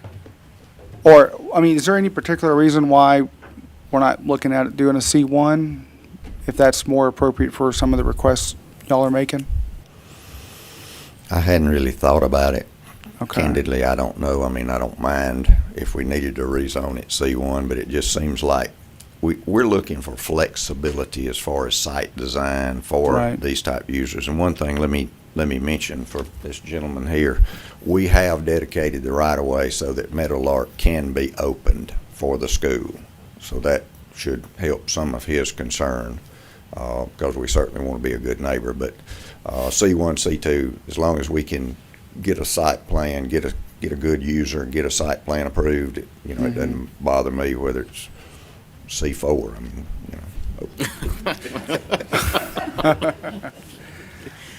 But I think time being of the essence, I mean, you're talking about to rezone that, it'd be a whole new application process months down the road. Okay. But am I correct, Ron, that every property in this block is C2? No. There's a total of, I believe there's 3 properties that are zoned R1. We can't Correct. hear you. All the So there's 3 properties that are currently zoned R1. The remaining properties on the block are C2. So the commercial uses are C2. Every commercial use is C2 in this. That's what he's which saying. Makes sense that we would stay with that zoning. And to kind of echo that point, that all the properties there are within the acreage we're talking about. Right. Yep. Okay. Anybody else? Mr. Montana, you gonna have a, I don't have any further questions for either staff or all other. right. Does anybody want to be recognized for a motion? Mr. Carter? I'm going to make a motion that we approve the variance request from section 4.04, table 4.5, minimum lot size of .75 acres of the Villa Rica zoning ordinance for 135 Commerce Drive as presented. All right, I have a motion from Mr. Carter. Is there a second? Second. I have a second from Ms. Marchman. All in favor?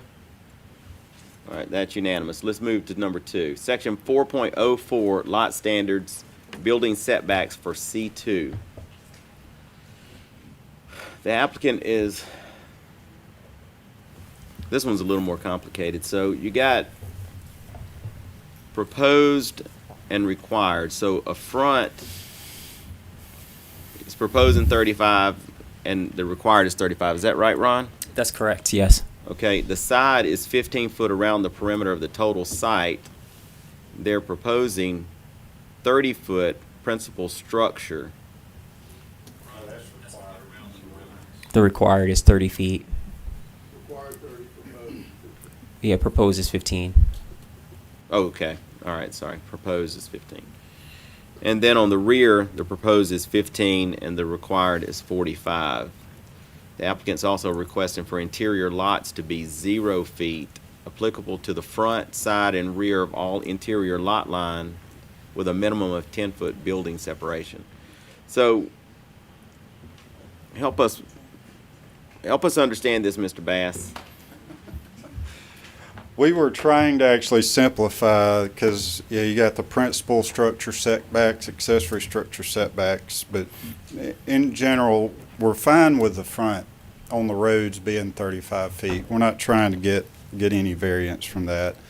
What we're trying to do is on the property, basically you got 15-foot setbacks in the rear and the side. That's more customary for commercial properties. You can probably look around on there and see that others are that way. Anywhere from 10 to 15 feet is what we generally see around. So that's the effort in the boundary of the property. You got 35-foot setbacks off the street, 15-foot setbacks on the rest of the property lines on the outer periphery of the site. The property lines internal, those are a little funky because when you get cluster commercial developments like this, just by a common eye, you may look at property lines and be like, man, that's kind of weird. Why they did that? But there's actually thoughts on it. There's site features that are dictated to draw the lines on. There's utility lines that may dictate those lines as you start parceling out for each entity. And when we have 30-foot and 45-foot setbacks off those internal property lines, that really starts restricting the opportunities on there. The 0 is just allowing those lines to go where they need to. Obviously 10-foot building separation, which is code anyway. We're not trying to get exempt from that. But what that allows is if Jeff decides that there's an interest, somebody building a retail building and there's 2 different commercial users, unless you run the property line down the building, split that. It also allows us, if we need to tuck a property line closer to a building where the setback doesn't preclude that. So that's the explanation for the 0-foot interior property line. Okay. Anybody have any questions for Mr. Bass? So, Ron, let me ask you, so if this was not, let's see, what are you calling it, speculative? Yeah, you're using the word speculative. But what they're really looking for here is flexibility. If they gave you these particular, let's say they already had, businesses for this. Sure. Would you have a problem with this 0 interior lot lines? I mean, you have the 10-foot building separation. Why does it matter about the lot line separation? Well, to answer your first question, I don't think I would lose sleep over that, especially given the fact that of the applicant's explanation that they just provided, and especially in lieu of the first requirement or the first variance that they applied for being granted just a few minutes ago. So it makes it wouldn't make any sense to have 30 foot and 45 for the sides and having or maintaining a 35-foot front yard in an instance where there's, like you said, where there's two users on a single site, and having that flexibility would definitely make sense. Especially if they don't have the users in place yet, and if they don't know who those users are, it would have made, of course, from a staff's perspective, would we have wanted to see that first? Absolutely.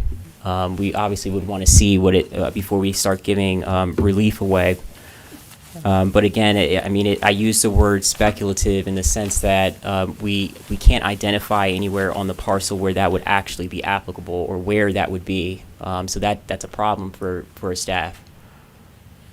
Okay, so, but if you already knew what these uses were, what these businesses were, this would not be an issue. To have 0 lot lines, right? Right. It's really hard to say without seeing what the actual layout would be of the site. I would need to see the layout in order to know if it would be an issue. So yeah, I think, is that what you're saying? It's speculative because you haven't seen the layout of the actual, this is a proposed layout, it's a concept plan, right? Right. And then what corresponding uses is kind of what you're saying. For example, the future commercial development portion of the site plan is an example of that. So it's really just a blank slate. And so there's no way for me to know how this 0 fee is going to be applied for by just simply looking at the plan that we have today. Okay. Anybody have any questions? Is anybody prepared to make a motion Well, on I guess this? just, if I can get clarification from Lon, so I guess Yeah. considering though that we just approved the reduction to the .75 acre, I mean, you're less concerned now about their proposed setbacks and the 0 lot lines? Right, and in this case, because it's already been passed, that first variance, I would actually recommend that reduced setbacks do occur on the lot, because otherwise they're going to be back here again. Okay. So you would change your recommendation at this point then? Given in light of the first item, yes. Okay. All right, Mr. Carter, Mr. Montahan, Okay, let me find, all right. are you ready? I'm ready. All right, go. I make a motion to approve the variance request from section 4.04/table 4.5 setbacks of the Villa Rica zoning ordinance for 135 Commerce Drive as presented. Second. Can you pull that mic a little closer? Closer? When Is that you better? talk? Yeah. Okay. Okay, I have a motion from Mr. Montahan and a second from Mr. Carter. All in favor? All right. Let's move to number 3. Section 7.024A I3, off-street parking and loading. Design standards, location. Off-street parking spaces may be located in front of a structure, but not within the required landscape buffer or utility and drainage easements, unless approved by the Planning and Zoning Commission. The applicant proposes for some vehicular parking to occur on drainage and utility easements, whereas the city code does not permit such activity. Your recommendation here, though, is approval. Correct, yes. And wouldn't it be odd for us not to allow this type of parking? I mean, Yeah. that'd be highly unusual all through the city and really anywhere I've ever been. Right. In fact, I think it's actually a really great use of land. To Okay, have so parking under can we easements. go ahead and make a motion? I need to get moving. It's 7:30. All right, Mr. Carter. I make a motion to approve the variance request from section 7.02 I3 of the Villa Rica zoning ordinance for 135 Commerce Drive as presented. Second. All right, I have a motion from Mr. Carter and a second from Mr. Montahan. All in favor? All right, that's unanimous. Number 4, section 7.024C, this is parking layout. In addition to the minimum requirements, a maximum of 50% of the required parking shall be located within the front facade and the primary street. The balance of the parking shall be on the rear or side of the primary building. The applicant proposes this requirement be waived. All right, tell us about that, Ron. Yeah, so in our ordinance, we do not allow more than half of the parking for any specific use to be located between the front wall of the use and the street. In this particular case, the applicant, and we tried to look on the site plan there to identify a location where this would actually be happening on site, or where they would need this relief, and we couldn't actually find a location on there. It looks like all of the parking, at least 50% of it is either to the side or the rear of each of the buildings. So I may actually need some testimony from the applicant in regards to that, or if this is just a placeholder, if this is speculative, or what have you. All right, well then let's hear from him. Thank you. I think we can live with that, because to get that restaurant in, we're probably going to have some cross-eased or joint parking with the grocer back in the back. So, I mean, we can live with that. I mean, if You just want to leave it? If 50%, yeah. Just leave it alone? Just leave it alone, yeah. Can I just skip it, David? So we withdraw the All right, request? I'm going to move to 5. Section 7.0226A, maximum spaces. The maximum number of permitted parking spaces is the minimum required number of spaces plus 10%. The applicant is requesting this requirement be waived. So in this case, there's a maximum number of parking spaces? Yes, sir, we do. We fight about minimum numbers, and now we're over here fighting about maximum numbers? My goodness, Ms. Matthews is not giving up 1 inch of land over there for an extra parking space if he could make some money on it. That's Tell right. us about this real quick. I need to Sure, get yeah, through it. Yeah, so they're just looking to have this waived entirely, but the staff definitely prefers a cap on parking. Parking is our what I call the linchpin for commercial uses in site, or in town. Well, do you have a proposal for what that cap would be? He has a minimum I mean, plus he can't 20%. have 2 million because he couldn't put them out there. It's going to be capped by the space. Yeah, I actually went back and forth with the applicant on this for quite a bit, but Really? Yeah. Well, my recommendation really is to deny that request and keep what the ordinance has as the requirement, the minimum plus 10% if you need some additional spaces. We also put in here an approval condition as well for the minimum plus 20%. So basically giving them another 10% on top of the 10% we already give them. So Tell us about that, Mr. Bass. Well, I had to say I was a little surprised when I saw the minimum plus 20, because I thought we had exchanged emails and thought we were on board with minimum plus 25. We ain't gonna nitpick on this, but we do. What we've looked at is parking that the national brands are requiring. You know, Jeff said 125 spaces for Longhorn. Based on the code, we can't have any more than like 75. And plus the 10% variance gets us more close. I mean, I'm talking about rough numbers, but 85 spaces. They're not going to take less than, the 110, 125, whatever. So they're gone. So that's where we're at. Does the plus 20 the get minimum that? plus 25 really gets us where we are. I mean, I think, maybe Jeff's got something. Yeah, we're really not driving this. It's not us. It's, and I'm not trying to shift the blame, but Longhorn wants 125 spaces because they know what level of business. They've run the matrix, they've run the Ouija board, whatever they use. They have run that, and they know they've got to have 125 spaces. Outback can live with 95, but that's why I'm saying we probably will have to have some parking that is shared, whether it would be employees of a restaurant parking in the lower end of a grocer, but we just need that flexibility to do the site design for the commercial user. Okay, what number will get that? Will 25? Will plus 25 do it? Plus, yeah. Well, I mean, because I can hear him talking too. He's saying it won't do it. He's the math guy. Mm-hmm. No. What's it going to take? Wait, what? So you need. But 75 is the minimum right now, Ron? What is the minimum? 75 is what it would calculate to. If you add 2/3 of that, that's 125. Yeah, that's right. Okay. Yep, so part of that was the shared parking with the grocer. So when you do the grocery plus 25, that's how between the shared parking of the two. Does that work? Does that work? What if you do it, if you calculate the minimum and the maximum based on the whole development instead of just the Longhorn? Oh, yeah, that'd be good. Just one thing. On the site plan that you got, one thing we had done, which I think Ron kind of mentioned, and I kind of ran with it, and I don't know if you like it or not, but it's down in the bottom right corner. It's got each use broken down, the fast food restaurant and the grocery store.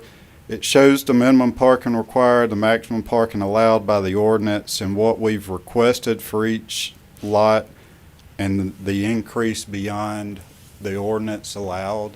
I don't know if that gives you enough information to kind of go by and, base it on that. That's a thought, but. Well, you just mentioned that maybe we could calculate it based on the entire development. I mean, is that possible? Well, that's the reason we have the whole problem is we don't have a shopping center or cluster, whatever you called it, ordinance. Right. It's the Popeyes. Right. We're trying to make it Single, fit. C1, standalone. That's what this ordinance envisions. That's why I'm trying to So- find flexibility here, because we didn't anticipate this. So, from my perspective, you should recognize that, and that should tell you that you need to do what you got to do to get it done. because the That's why I'm ordinance asking. doesn't fit what we're trying any We more don't have than a it did with Fuquay. master plan commercial development ordinance, basically, is what We this need, is. we need another code section for some kind of shopping center. Because if this were to get built like that, you basically got a single grocer anchored with development with a bunch of out parcels. Well, then, Right, so- why not grant the waiver? Just waive it. What are your? Because it's probably more than what they could do at administrative level, I would think. No, I'm talking about here, right now. Y'all can. Okay, yeah.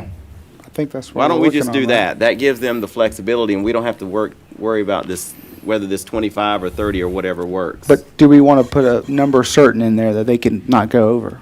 I don't see that. It just feels to me like the land is going to limit you. Right. All right, let's get a motion. Okay. All right, Mr. Carter. I'm going to move to approve the variance request from section 7.02, 26A of the Villa Rica zoning ordinance for 135 Commerce Drive as presented. All right. Whoa, whoa. What did you hear? They asked for a waiver. He made a Okay. motion to approve So it. we're just gonna blow it away. We're just Okay, gonna give no, them- I'm good with that. That's Okay, great. all right.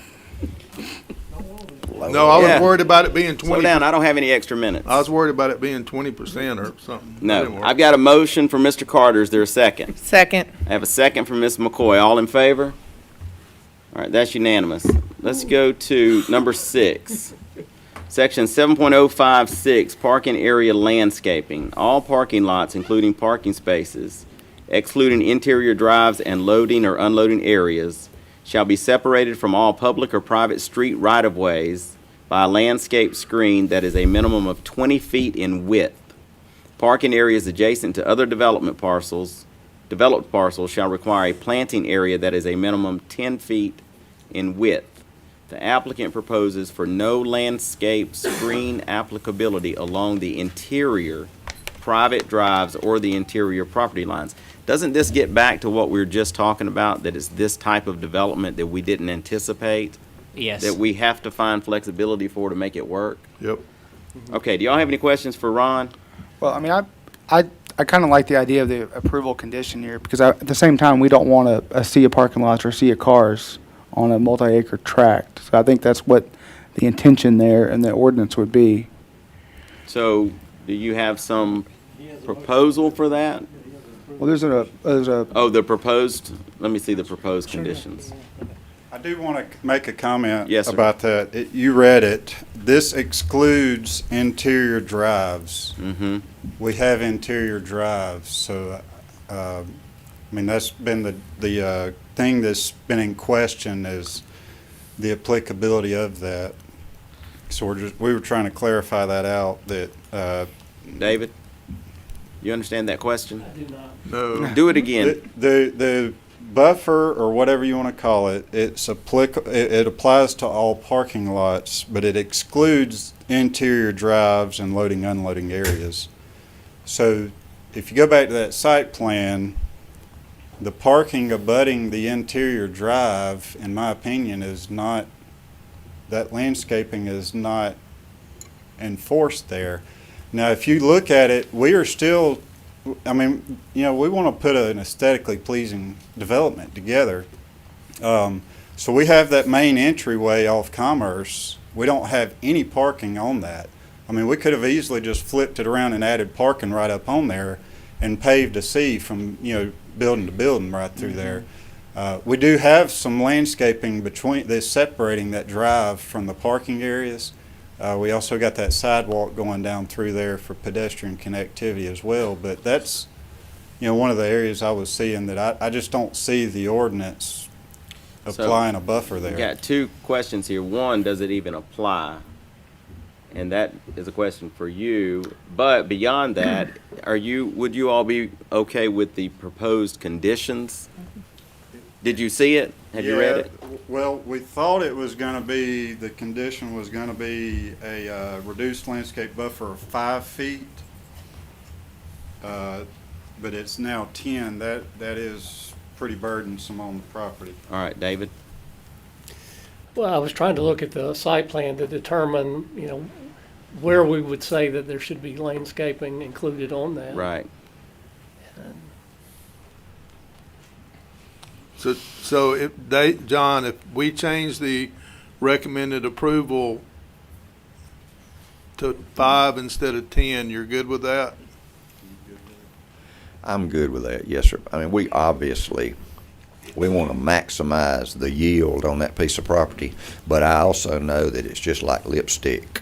They sell a lot of it because it helps folks' looks, and that's the same way with landscaping. It helps looks. It really does. And we don't want to do anything that, you know, my grandkids have to come by and say, "Woo, look what Papa did 20 years from now." You know? Okay. We got Louis Grizzard here tonight. All right.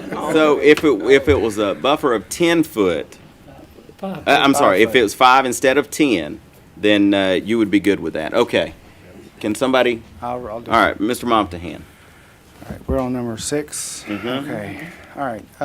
I move to approve the variance request from section 7.056A of the Villa Rica zoning ordinance for 135 Commerce Drive, subject to the condition that a reduced landscape buffer of 5 feet shall be installed along all interior private drives and 5-foot planting strips on each side of the lot line along interior property lines. Second. All right, have a motion from Mr. Momtahan, a second from Mr. Carter. All in favor? All right, that is unanimous. Let's go to 7. Section 7.0510A, waste containers, recycling containers, service structures, screening requirement. Ron recommends approval on this He one. says approval, so we'll go with that one. All right, well, let's go. All right.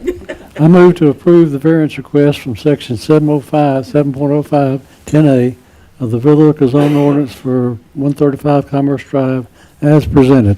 All right, have a motion from Mr. Carter, a second from Ms. Marchman. All in favor? All right, that's unanimous. Let's do number 8. What has he got on this one?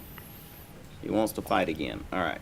Section 7.0512B, buffer yard standards. I'm not going to read all that. Ron?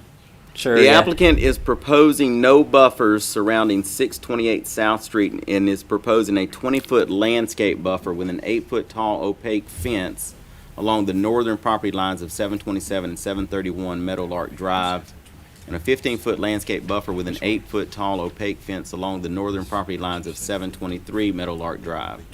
The eastern border of 723 Meadowlark Drive is proposed to have a 10-foot landscaping strip and no fence installed. A 20-foot landscaping strip is proposed between the grocer and the properties to the west across South Street. Okay. Tell us about this one, Ron. Sure, yes. I was actually just speaking with the applicant. Just one small correction here. Okay. So the landscape buffer, yes, actually the first line on the next page there, where it says, and a 15-foot landscape buffer with an 8-foot tall opaque fence along the northern property line of 723 Meadowlark. Yeah. That should say 20 feet landscape buffer with an 8-foot tall opaque fence. On the site plan, it says 15-foot side yard setback underneath all of the hatching and all that, so it was hard to read there. But essentially, and if you could pull up that site plan for me, please, because that's the only way you're going to be able to figure this one out here. Okay. So we're talking about the hatched areas. If you could scroll in just a little bit. Yeah, so that, more. Keep on zooming a little bit. Yeah, so you see these 3 residential houses all the way on the left? In their backyard, you'll see that cross-hatched area. It's a 20-foot, what they're showing is a 20-foot buffer that's there.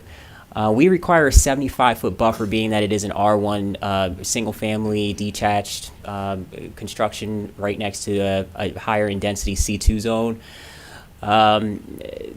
Obviously, because of the nature of this request, and being that we don't have a section for it, we think the staff thinks that 75 foot is certainly quite excessive for this purposes, but we do acknowledge that a buffer needs to be there as long as there's residential that's there. So the 20 feet would be on that vertical line that you see there. The 10 feet along the eastern property line that I was referring to, at 723, that would be the third lot down is 723. So that would be a 10-foot, you could see there, proposed 10-foot landscape strip. Now in back of the grocery store along South Street, there's a 20-foot buffer located there as well. They're proposing 10 feet on the far right side near the parking lot. As you can see, the edges of the parking lot next to 600 South Street, I believe it is, or is that 628 or? 628, yeah. So that's really the buffers, and if you were to scroll down, obviously there's buffers that go surrounding most of the site there, but the ones that we're referring to specifically for this one are the ones on the northern half of the property. So on South Street, surrounding those residential properties on both sides, east and or north and south. Okay, so they're asking, so you meant to put 20 foot on here. They're asking for 20 foot. You're proposing 30 foot on that piece. What did we just do over at Fuqua? We did a 30 foot with an 8-foot opaque fence along that northern property line. Ron, what is the C1 buffer requirement if it was C1?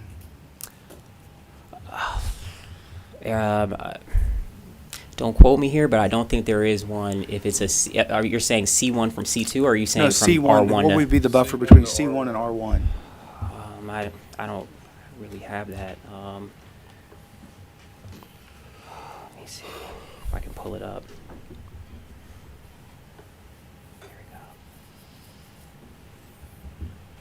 All right. It should be right here.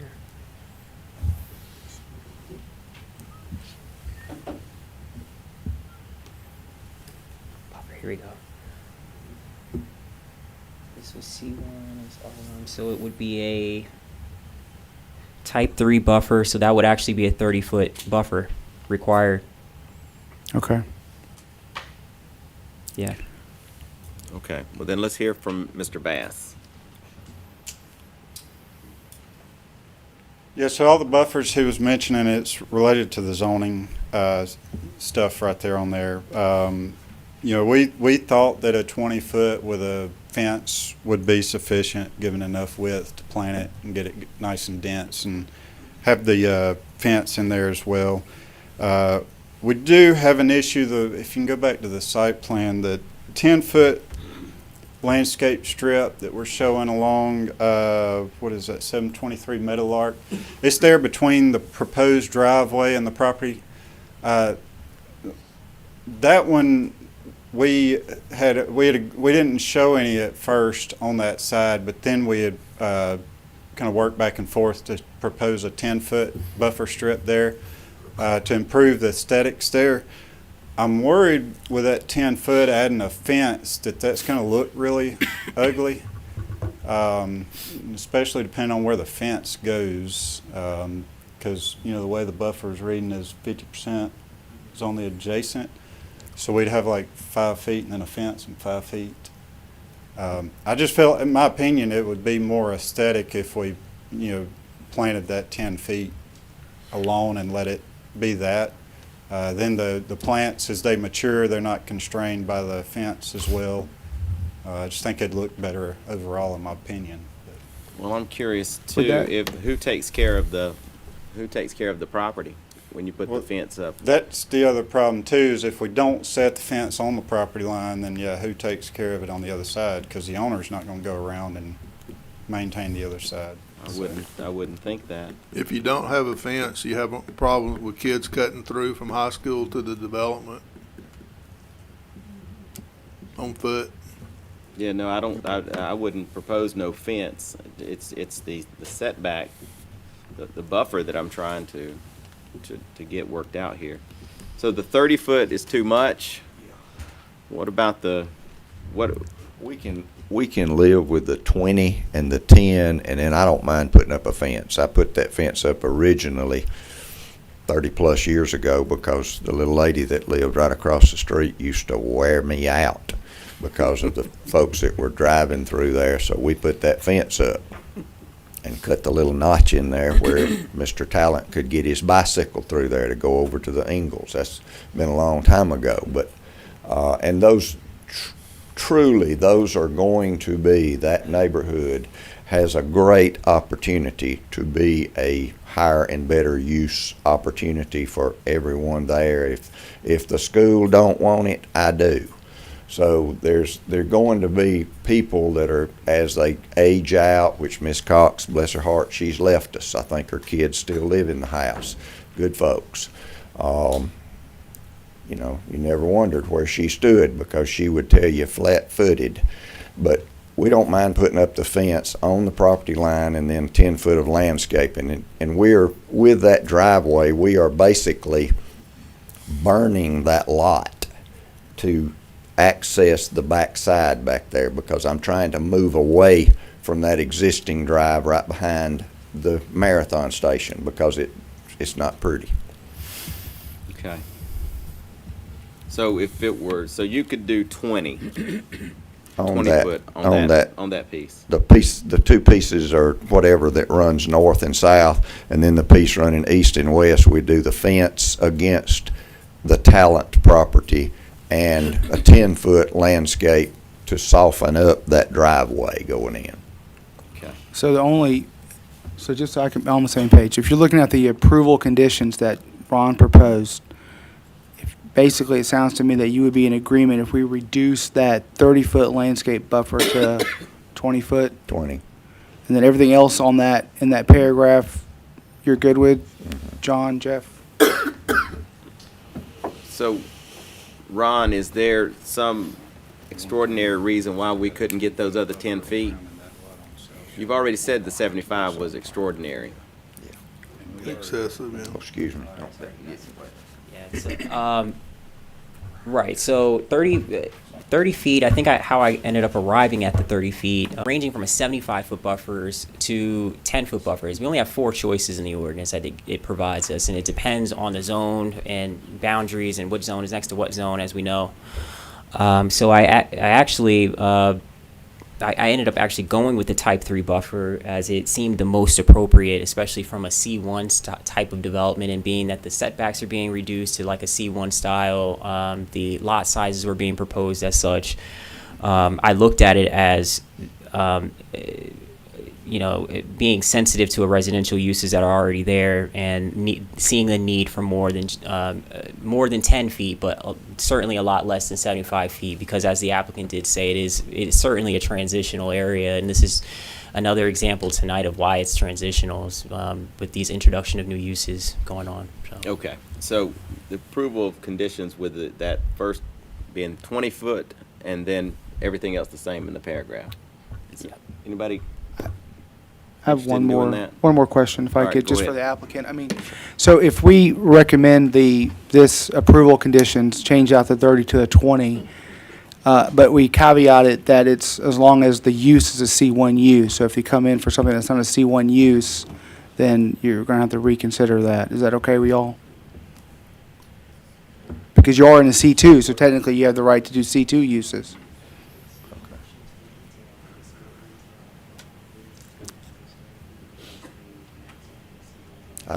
I mean, what's the difference in the C1 and C2? What is I allowable? don't think we know that. Staff's Well, going to that's have to tell us. wrong, yeah, that's a wrong Because question. that's too complicated. Grocery store's too big. It won't work for the grocer. It won't work for the grocery. That would limit us there. Okay. All right, are you ready? You want me to give it Mr. Carter? You can let Mr. Carter have it, He's I ready. guess. Go ahead, Mr. Carter. I move to approve the variance request in section 7.0512B of the Liquor Zone Ordinance for 135 Commerce Drive with the condition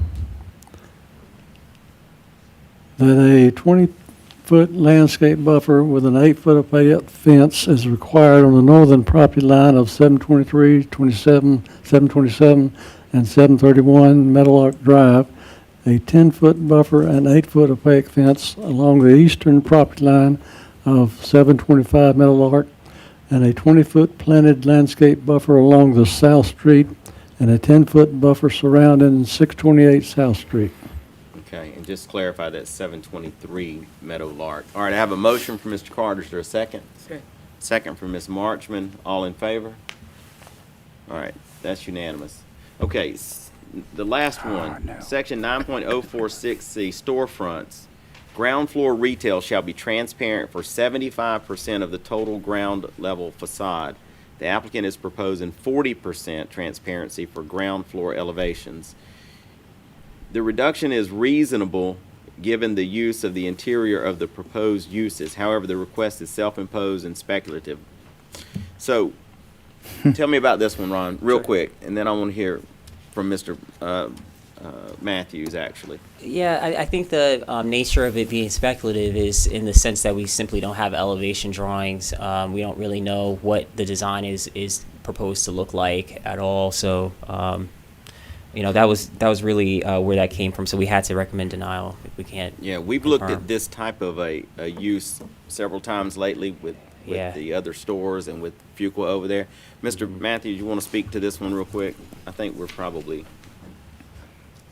I just don't want to be in a position of, if someone has a national prototype that they've built 300 times, I don't want to be in a position of saying, nope, you got to knock out that window. You can't have that window, or you've got to have more windows. I don't, you know, that's above my pay grade also. I just think that that's something you've got to depend on their marketing folks to tell you what they're going to do. So we require 75, and you're saying 40 would be good. You're not asking for 0. That feels reasonable to me, because what you're really doing is you're looking for flexibility here. Correct. On this multi-commercial use site. Correct. Okay. Council, you have any questions for Mr. Matthews or staff? All right, Tom. Ron, what do we do on Circle K? Yes. We do 40? No, actually Circle K applied for a variance for tonight. They were actually looking to go on to the schedule for tonight for the same exact requirement. They ended up actually pulling their application for the 40, they were looking to go down to 40%. So we actually didn't. So we're going to have this identical request. Gosh, I'd have to review. Well, but keep in mind, I mean, it's real easy. The point he's making is that you have this Circle K, and 3 sides of that building are going to be walls, because you wouldn't have glass all the way around that type of a store. And I think we worked it out in some way with the applicant. I'd have to review my emails and stuff to that effect, though. Yeah. So this is a reasonable request. I think so. Mm-hmm. Yep. All right. Yeah, Mr. Carter, go. I move to approve the variance request from section 9.04 of the Villa Rica zoning ordinance for 135 Commerce Drive as presented. All right, I have a motion from Mr. Carter. Is there a second? Second. All right, I have a second from Mr. Montahan. All in favor? All right, that's unanimous. Mr. Matthews, don't come back. 9? That's a lot. All right, we're going to move on. Let's go to, Teresa had to go pick her kid up. I told her I'd be out of here by 8. I was wrong.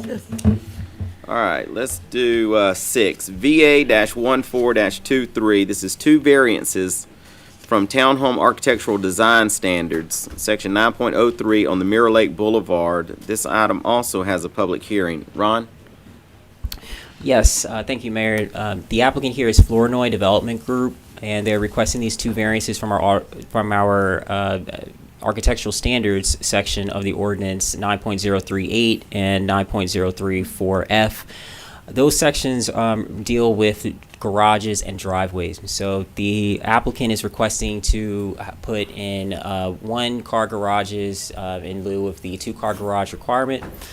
They're also looking to have a shortened driveway depth that would be required. So our currently the depths or the lengths of the driveways, the requirement is 40 or 35 feet if there's a sidewalk present. If there's no sidewalk present, it's 40 feet.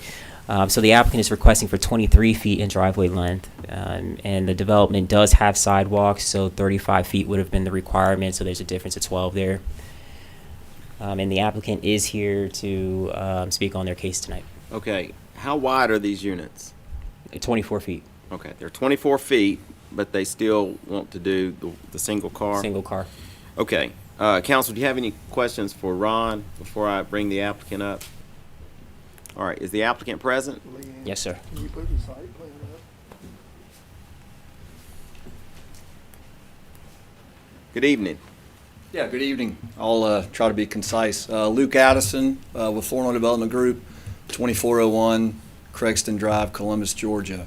Appreciate the opportunity to be here tonight, and this is our first project here in Villa Rica, so we're excited to join the community. We are part of the Fuqua development there, where the new Publix is going there on Mirror Lake Boulevard, at the corner of Mirror Lake and Mirror Lake, the future Mirror Lake connector. It's called Villa Rica Parkway. Villa Rica Parkway, excuse me. So, as Mr. Johnson mentioned, we are requesting the 2 variances, one for the 2-car garage to the single-car garage, and the other for the driveway length.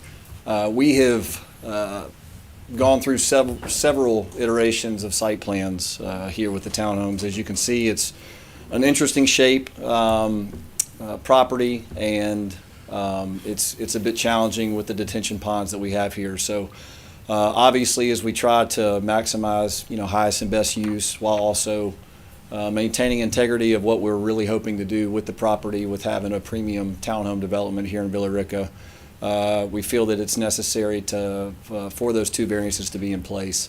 When we looked at the site plan that did consider the 35-foot driveway in length, it only allowed us to get 52 townhomes, and it also ate up any of the additional parking, the supplemental parking that we've provided, as well as virtually eliminated any green space. So through collaboration with city staff, through our pre-application meeting to try to learn a little bit more about the history of the ordinance, with the reason that those 2 ordinances were put in place, we felt that to mitigate those concerns, which it was my understanding that parking, on-street parking and in the yard parking, as it's been previously mentioned here tonight, were 2 of the bigger concerns.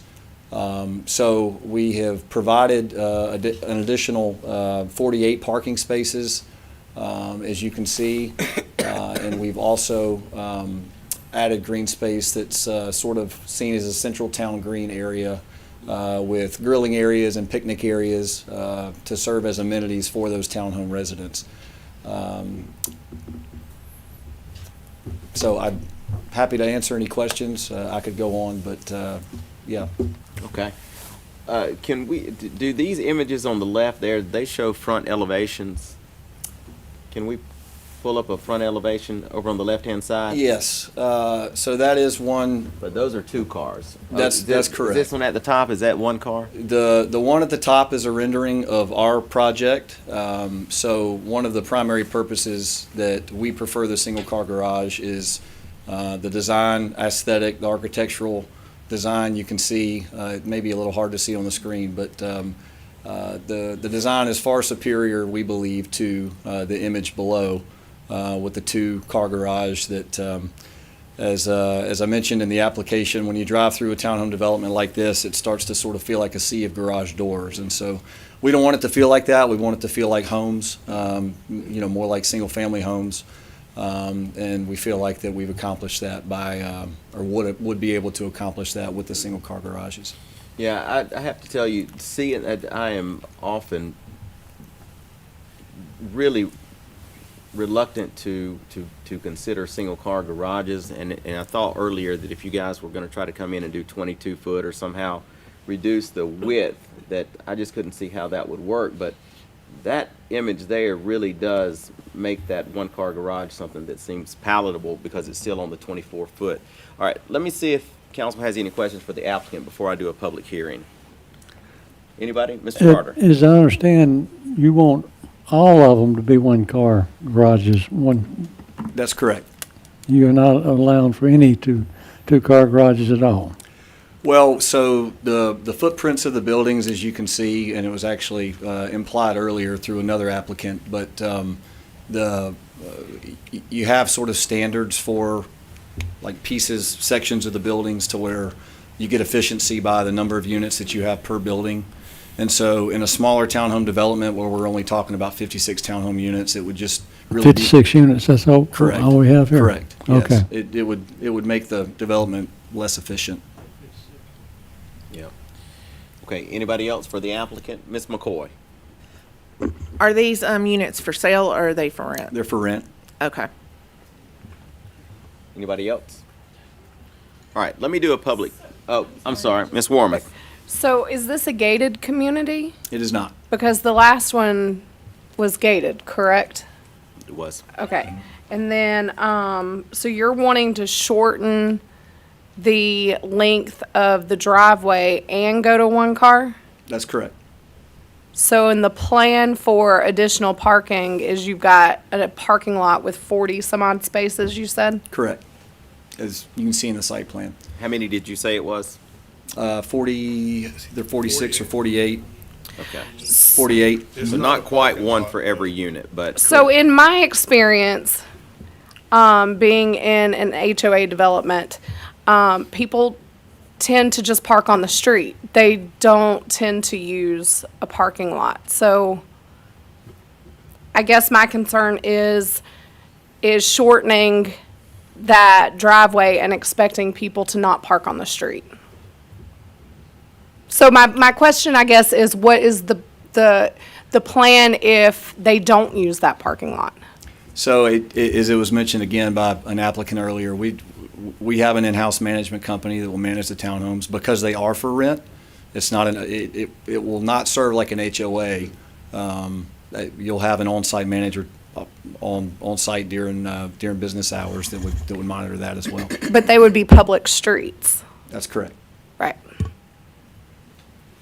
Okay, Mr. Carter. Okay, just looking at your layout here, those down at the bottom, they would have to park their extra cars way up here at the top and then walk that far over to their unit. Is that the way you see it?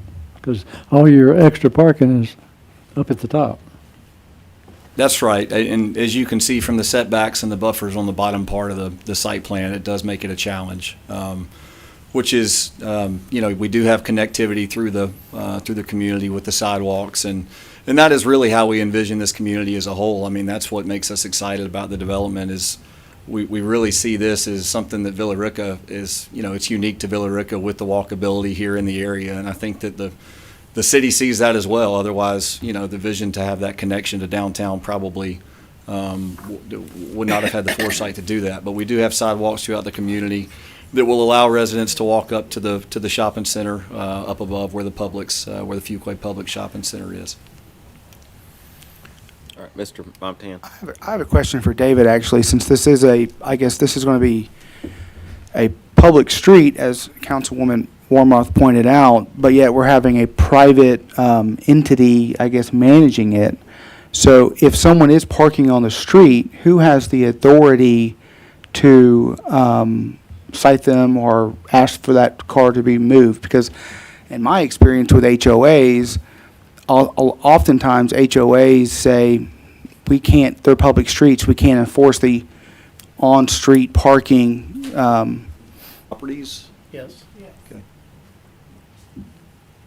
Okay, anybody else? All right, let me do a public hearing. Is there anybody here who would like to speak for or against this variance application? We haven't had a lot of public hearing takers tonight, have we? All right, close the public hearing. And let's revert back to staff. Okay, let's take this first one here. Section 9.038, automobile storage. All townhomes shall have a minimum of 2-car garage. The applicant is proposing 100% one-car garages. So,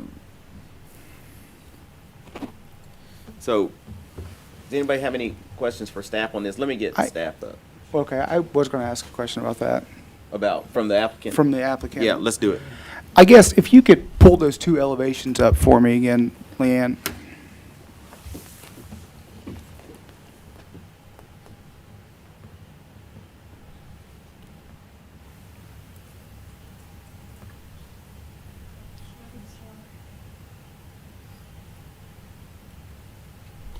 Click on the, Try. yeah, that one. Right. So, in this one car garage elevation, when you basically pull in the garage, how do you access the remainder of the house? Is there like a stairway to go upstairs, or is that the kitchen area? I mean, what's the layout generally of that? Yeah, so your Unit. entry into the house would be there off of the garage. Okay. And so one of the challenges that we have run into with the 2-car garage is it really creates, if you had a 2-car garage, again, you've got the sea of garage doors on the front of the building, but really you only have room for an entryway. Well, when your entryway is adjacent to the garage, it creates a bowling alley type corridor as your entry into the townhome, which it completely, and we looked at it as well to try to figure out how we could conform to the ordinance, and it just was not as a good of a feeling floor plan as with the single car garage. So yes, to answer your question, you would have direct access from the garage into the living area. How many Miss Mark. Two, then you got to come outside and go in that little alleyway there. Not necessarily, but as I mentioned previously, that you would have that long, skinny hallway that would be next to those next to the garage door. And have access from the inside of the garage. Potentially, yes.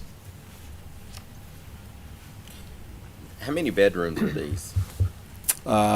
We've got 40 2-bedrooms and 16 3-bedrooms. 42? No 1-bedrooms? No 1-bedrooms. Okay. Got 40 2-bedrooms. 40 2-bedrooms and 16 3-bedrooms. 3-bedrooms, total of 56 units. I mean, I'm in this quandary here because I really, it's rare, but I really don't have a problem with that 1-car garage in terms aesthetically. But I just don't see how this works with the number of bedrooms that you have, and then on top of that, shortening the driveway. I can't imagine that you're only going to need 1-car garage there, and if you shorten the driveway too, you don't even have a spot in the driveway to park the second car. Well, I think you would to park the second car. You would have one in line behind the other. And again, this has come up earlier tonight, and as the previous applicant said, we've done this design in several other jurisdictions.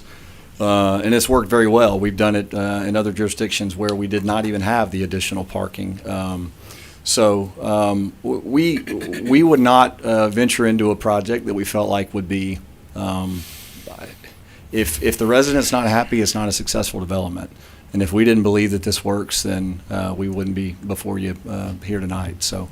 I misread this here because you actually are proposing 23 feet, and I thought you were proposing 12. Yeah, the difference is 12, so I apologize. You could get another car there. Correct. But it's still tight. And it was also mentioned earlier that, a lot of we've had a market study performed on what the demand for this type of product is in the market.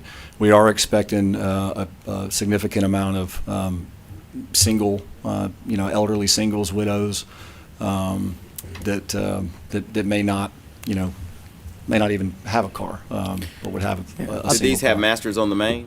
No. Yes. They do? Mhm. Wow. Well, I wouldn't have thought that. You taught me something. All right, let's take this first one. Is anybody ready for a motion? Do we have more questions on the first one? I guess so. All right. What? Okay, anybody? Anybody want to take it? Yeah, I'll go. All right, Mr. Carter. I don't have a problem, since there's only 53 units, I don't have a 56. problem. 56, okay. I miscounted. Okay. With one-car garages for that small process.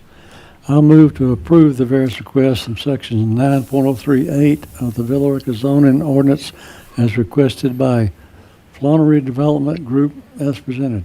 All right, I have a motion from Mr. Carter. Is there a second? All right, that motion will die for a lack of a second. Is there someone else who would like to be recognized for a motion? I'll make a motion, All right, Mr. actually, Montahan. I'll make a motion to approve the variance request from section 9.038 of the Villa Rica zoning ordinance as requested by Flournoy Development Group, subject to the conditions that the units be master on main and I think it's a minimum width of 24 feet. So, those are Okay. my conditions. That's how they're drawn at 24, but that motion's understood. All right, is there a second? Specifying master on the main. And the width. He's But I specifying guess the width, but is it already is. in there. But that Okay, is the makes width. sense. I'll second. Okay, I have a second from Mr. Carter. All in favor? All right, all opposed? All right, that will carry 4-1. Let's move to number 2, section 9.034F, driveway depth. All driveways for individual townhome units are required to be at least 35 feet in depth from the edge of pavement of all public or private roadways, should sidewalks be present. For developments without sidewalks, a minimum depth of 40 foot from edge of pavement is required. The applicant is requesting 23-foot driveway lengths. The development has sidewalks, therefore 35 foot is required. There is a difference of 12 feet. We just looked at a development earlier today where we approved 20-foot driveway lengths. The difference, though, was that it was a private development, gated. So, do you have any questions for the applicant? Anybody? My only question for the Mr. applicant Montahan. would be, would he be willing to do something closer to that 35, perhaps at a 30-foot? As opposed to 23?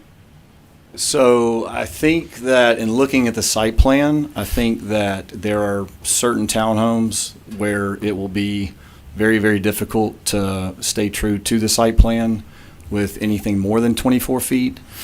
There may be certain buildings where we could do more than 24, which we've looked at as well, but I think for the sake of consistency, we chose to keep it at 24. So it's, and I think Mr. Johnson mentioned this earlier, it's hard to say when you're not a site planner and moving the pieces around, what type of impact that would have on the site plan. What we could do is we could, certainly look at making that longer where we could, if that would be the preference of council. But if you scroll down to the, just a little bit further, you can see really that south side of the site plan. Anything that backs up to a buffer or the detention ponds, it gets difficult.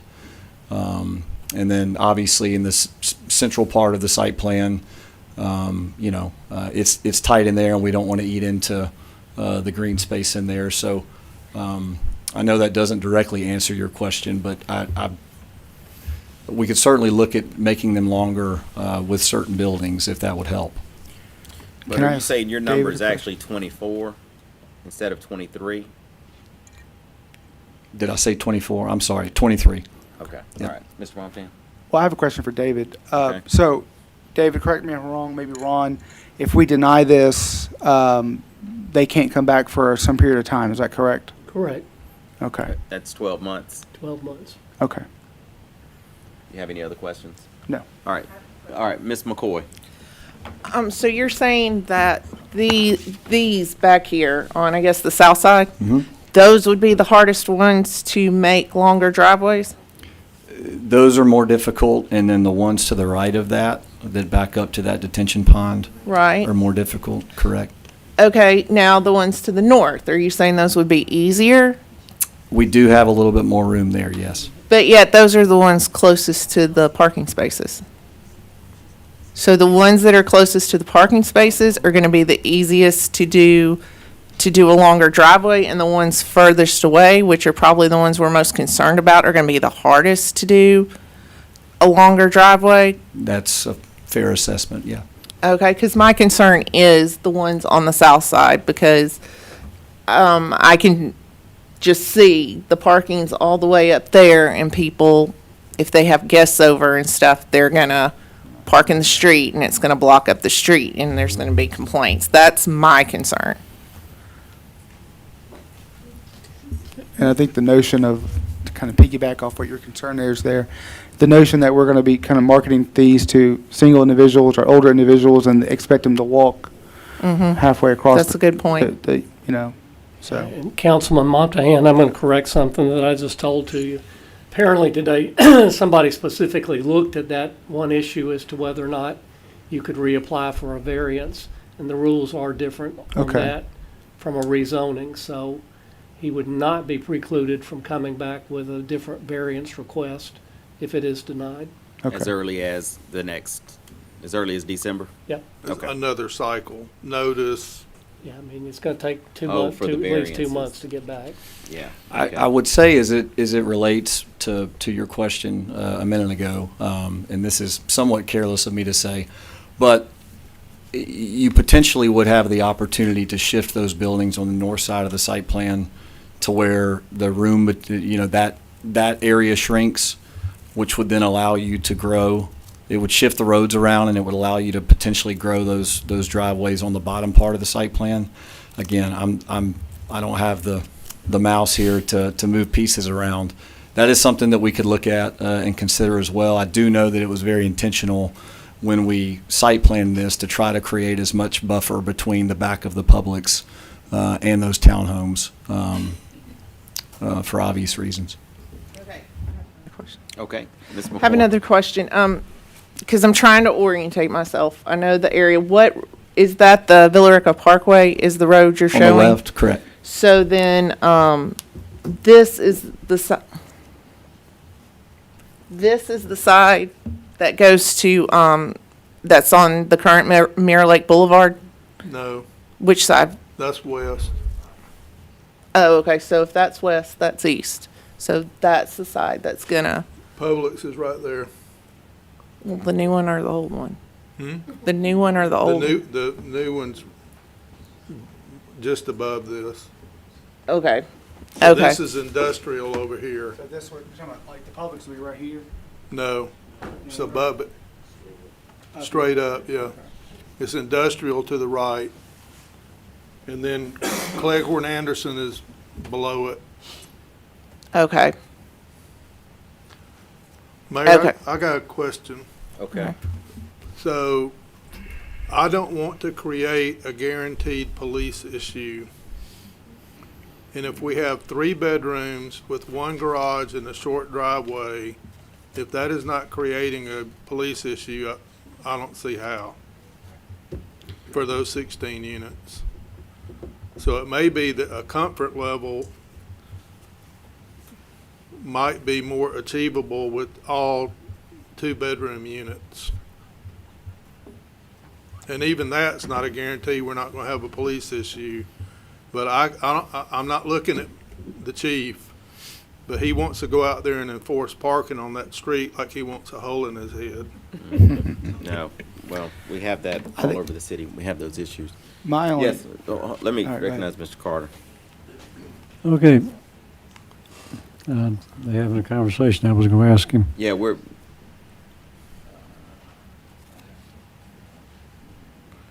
we'd like to be in on the conversation since we are here. Ron had just asked if it was would be a consideration to do private roadways here. Would it? I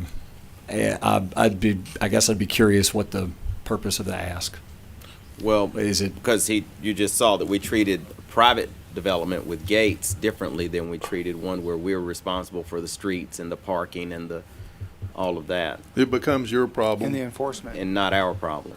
You have a single entrance that's gated to the left, and you get rid of the one to the apartments. And if it is private, then you can enforce your rules to punish people if they're parking on the street. So you're suggesting that there would be a gate on the left side? On Villa Rica Parkway, and you get rid of that other entrance. Or put a gate. You don't have to get rid of it, just put a gate there too. Allowing. Or you could gate access. the other side. Yeah, have 2 gates. Traffic flow. We have good. much, our concerns with your request are largely moot if you gate it and it's your own development, it's your own problem. How would that potentially, I guess, what are my options of answering that question at a later time? We could probably table this one Yep. until December, and you come back. Let me let Mr. Carter weigh in. Okay. If we deny this particular request, you can go back and work on it and reapply. Nope. I thought I heard that. Oh, well, you could, but we could just table this section, Yeah, number 2. Be better for him to table it. Because then it don't take him 3 months to get back up here. Okay. Would that be something that you'd be interested in? For us to, rather than make a decision on 2, that we go ahead and table that? And it would only be related to the driveway length, correct? That's right. Right.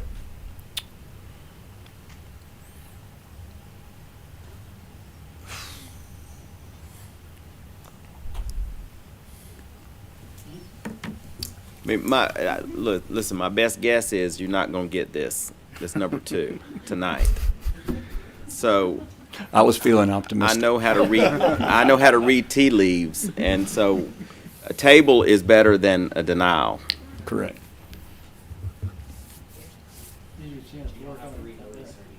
Yeah, I'm fine with that. All right, Mr. Carter. All right, I make a motion to table item 2 of this request to the December regular meeting. Okay, I have a motion for Mr. Carter to table item 2 on this request to the December regular council meeting. Is there a second? Second. A second from Mr. Montahan. All in favor? All right, that's unanimous. All right, thank you, sir. Go back and work on that a little bit and see if there's something you can work out. Okay, let's go to number 7. This is TA, this is a text amendment, 01-23, text amendment to establish section 8.28, shipping containers. This ought to be easy. This has a public hearing. Go ahead, Ron. That's right, yes. So Michael Rickman has requested a text amendment to our zoning ordinance to add a new subsection to our supplementary regulations. So that would be 8.28 in the proposed the proposed section will be 8.28 in the zoning ordinance, and it's focused on the utilization of shipping containers for commercial uses and in commercial construction. So as of right now, we currently don't permit for shipping containers to be used in this way.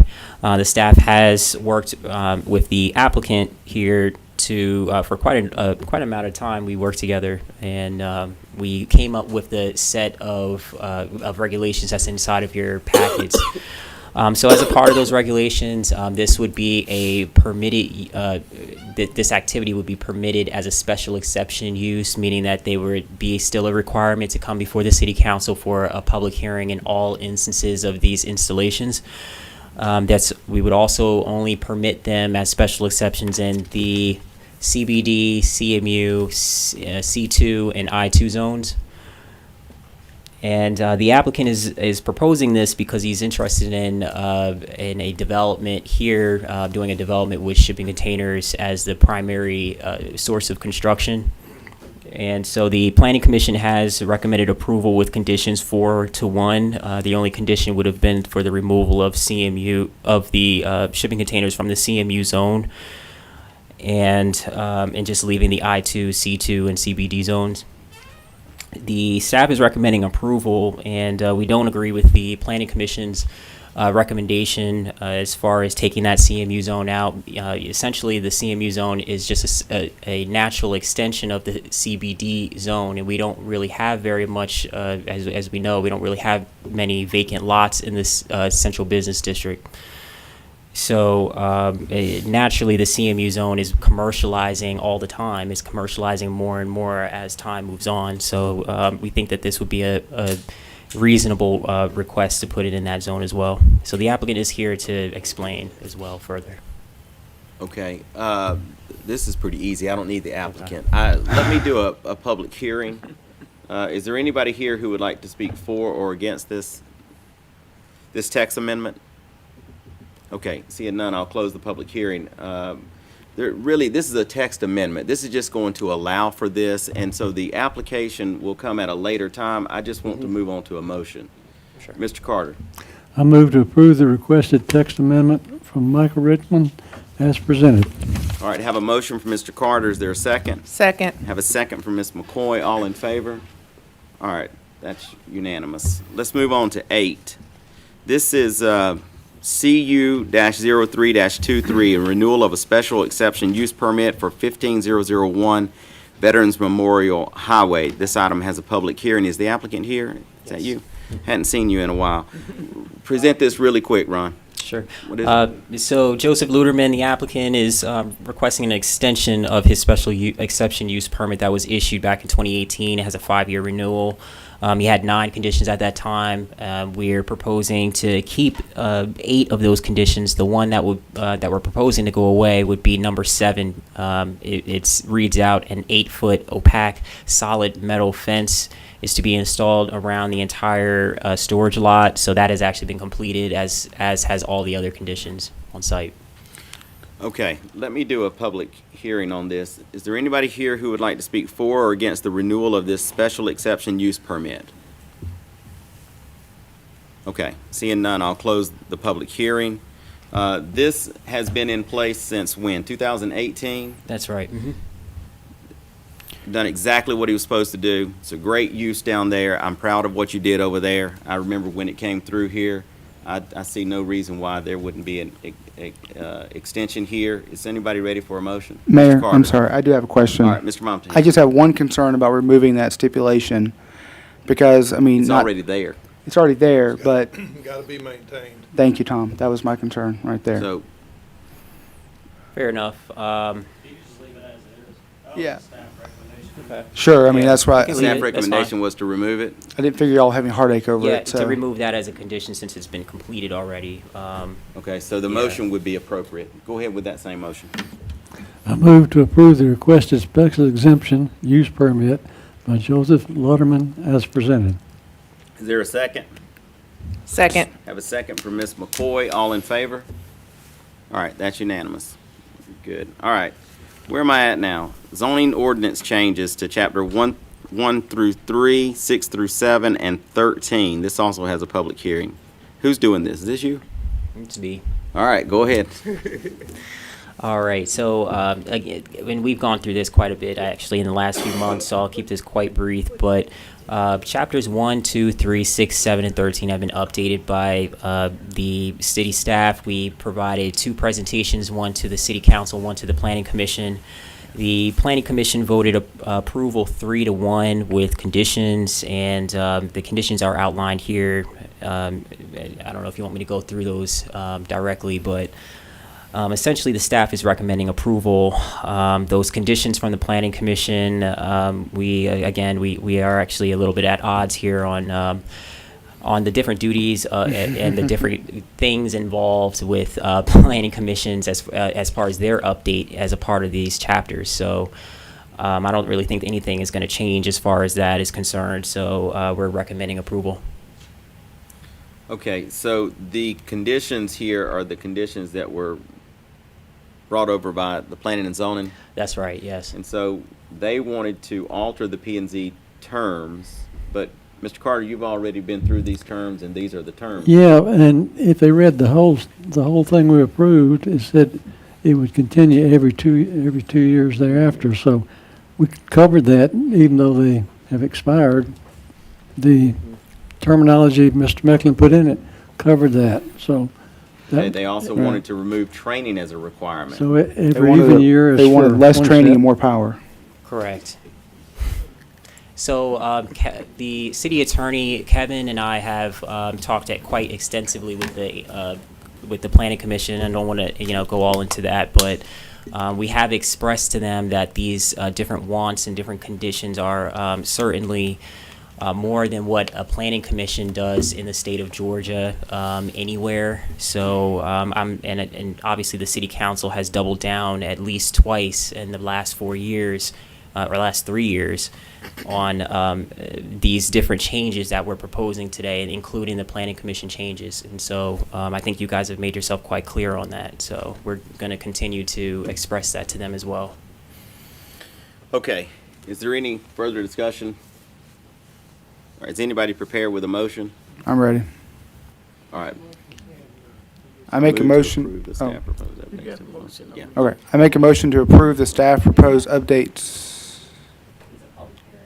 Oh, public hearing. Oh, is there a public hearing on That's this? right. I'm sorry. We did one at one point before. I remember that being a part of our conversation last time, That we but I wanted to do a noticed it public- for another one again. So There's no reason not to do another one. I'll do it. Okay. All right. Is there anyone here who would like to speak for or against these ordinance changes? Anybody? Okay.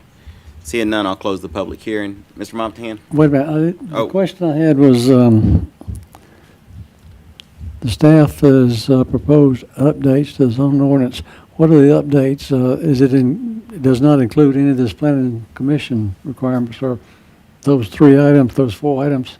no, it's all in line with all the past actions that we've Okay, taken before. I just want to too. make sure that wasn't included. Okay. Yep. Yes, sir. All right, Okay. Mr. Montahan. I make a motion to approve the staff proposed updates to the zoning ordinance as presented. Second. All right, I have a motion for Mr. Montahan, a second for Mr. Carter. All in favor? All right, that's unanimous. Okay, have I reached the end? We will dispense with the city manager's report. Well, I have executive session, but I'm saying to the end of this. Okay, so I'll entertain a motion to go into executive session. I'd like Mr.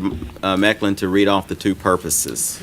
All right, the purposes of the executive session, the first is going to be to discuss, vote, or authorize negotiations to purchase, dispose of, or lease property.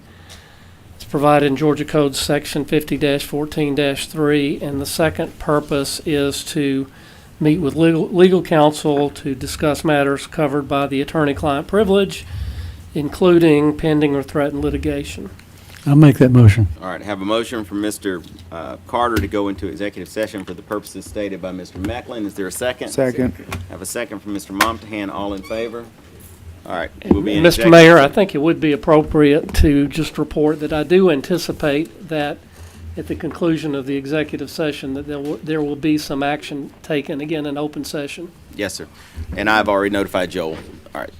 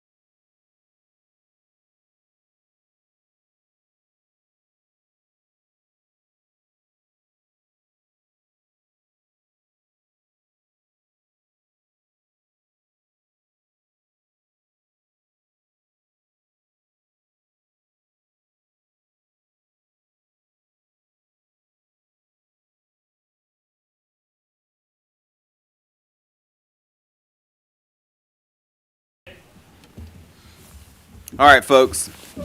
We are back from executive session. I will entertain a motion to go back into regular session. So moved. I have a motion from Ms. Marchman to go into Second. regular session. I have a second from Mr. Carter. All in favor? All right, we are back in regular session. I am going to ask Mr. Mecklin to read out a motion, and then I'll ask Mr. Carter to make that motion. I go too fast for you, don't I? No, you didn't. And I'm just trying to think through this to communicate this to the public the best way. And that's probably to give a little bit of background information as to what we're doing. And Tom, I'm going to ask you to come participate in this because you're going to tell something about it. Over the past several months, the city has been looking into the potential purchase of real estate here in the city of Villa Rica, commonly known as 206 North Avenue, and also commonly known as the current World Changers Church International. The potential purchase of that property. And that property, here's what I want you to do. Just to describe what property is included in the potential purchase. The property that we are recommending for purchase includes the chapel, the parking lot across Church Street to the south, which is behind Hickstown, the Fellowship Hall, which is east of the chapel across North Avenue, along with the gymnasium and the parking on that side. Okay. And so the city has negotiated a contract with the World Changers Church to purchase all of that property as described for the purchase price of $1 million. The city has conducted due diligence on the property to determine that there's no hidden problems. We've also done a title search to determine that there are no hidden title issues on the property. And we are here today to move forward on purchasing the property.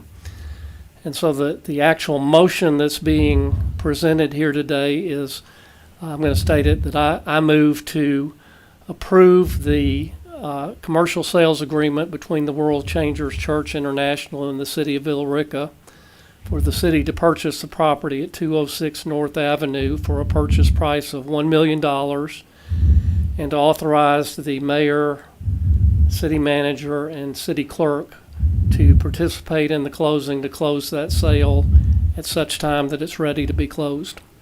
All right, Mr. Carter. I'll make that motion. All right. Now I have a second Second. from Ms. McCoy. All in favor? That is unanimous. All right, I'll entertain a motion to adjourn. So moved. Second. Wow. I have a motion from Mr. Carter to adjourn.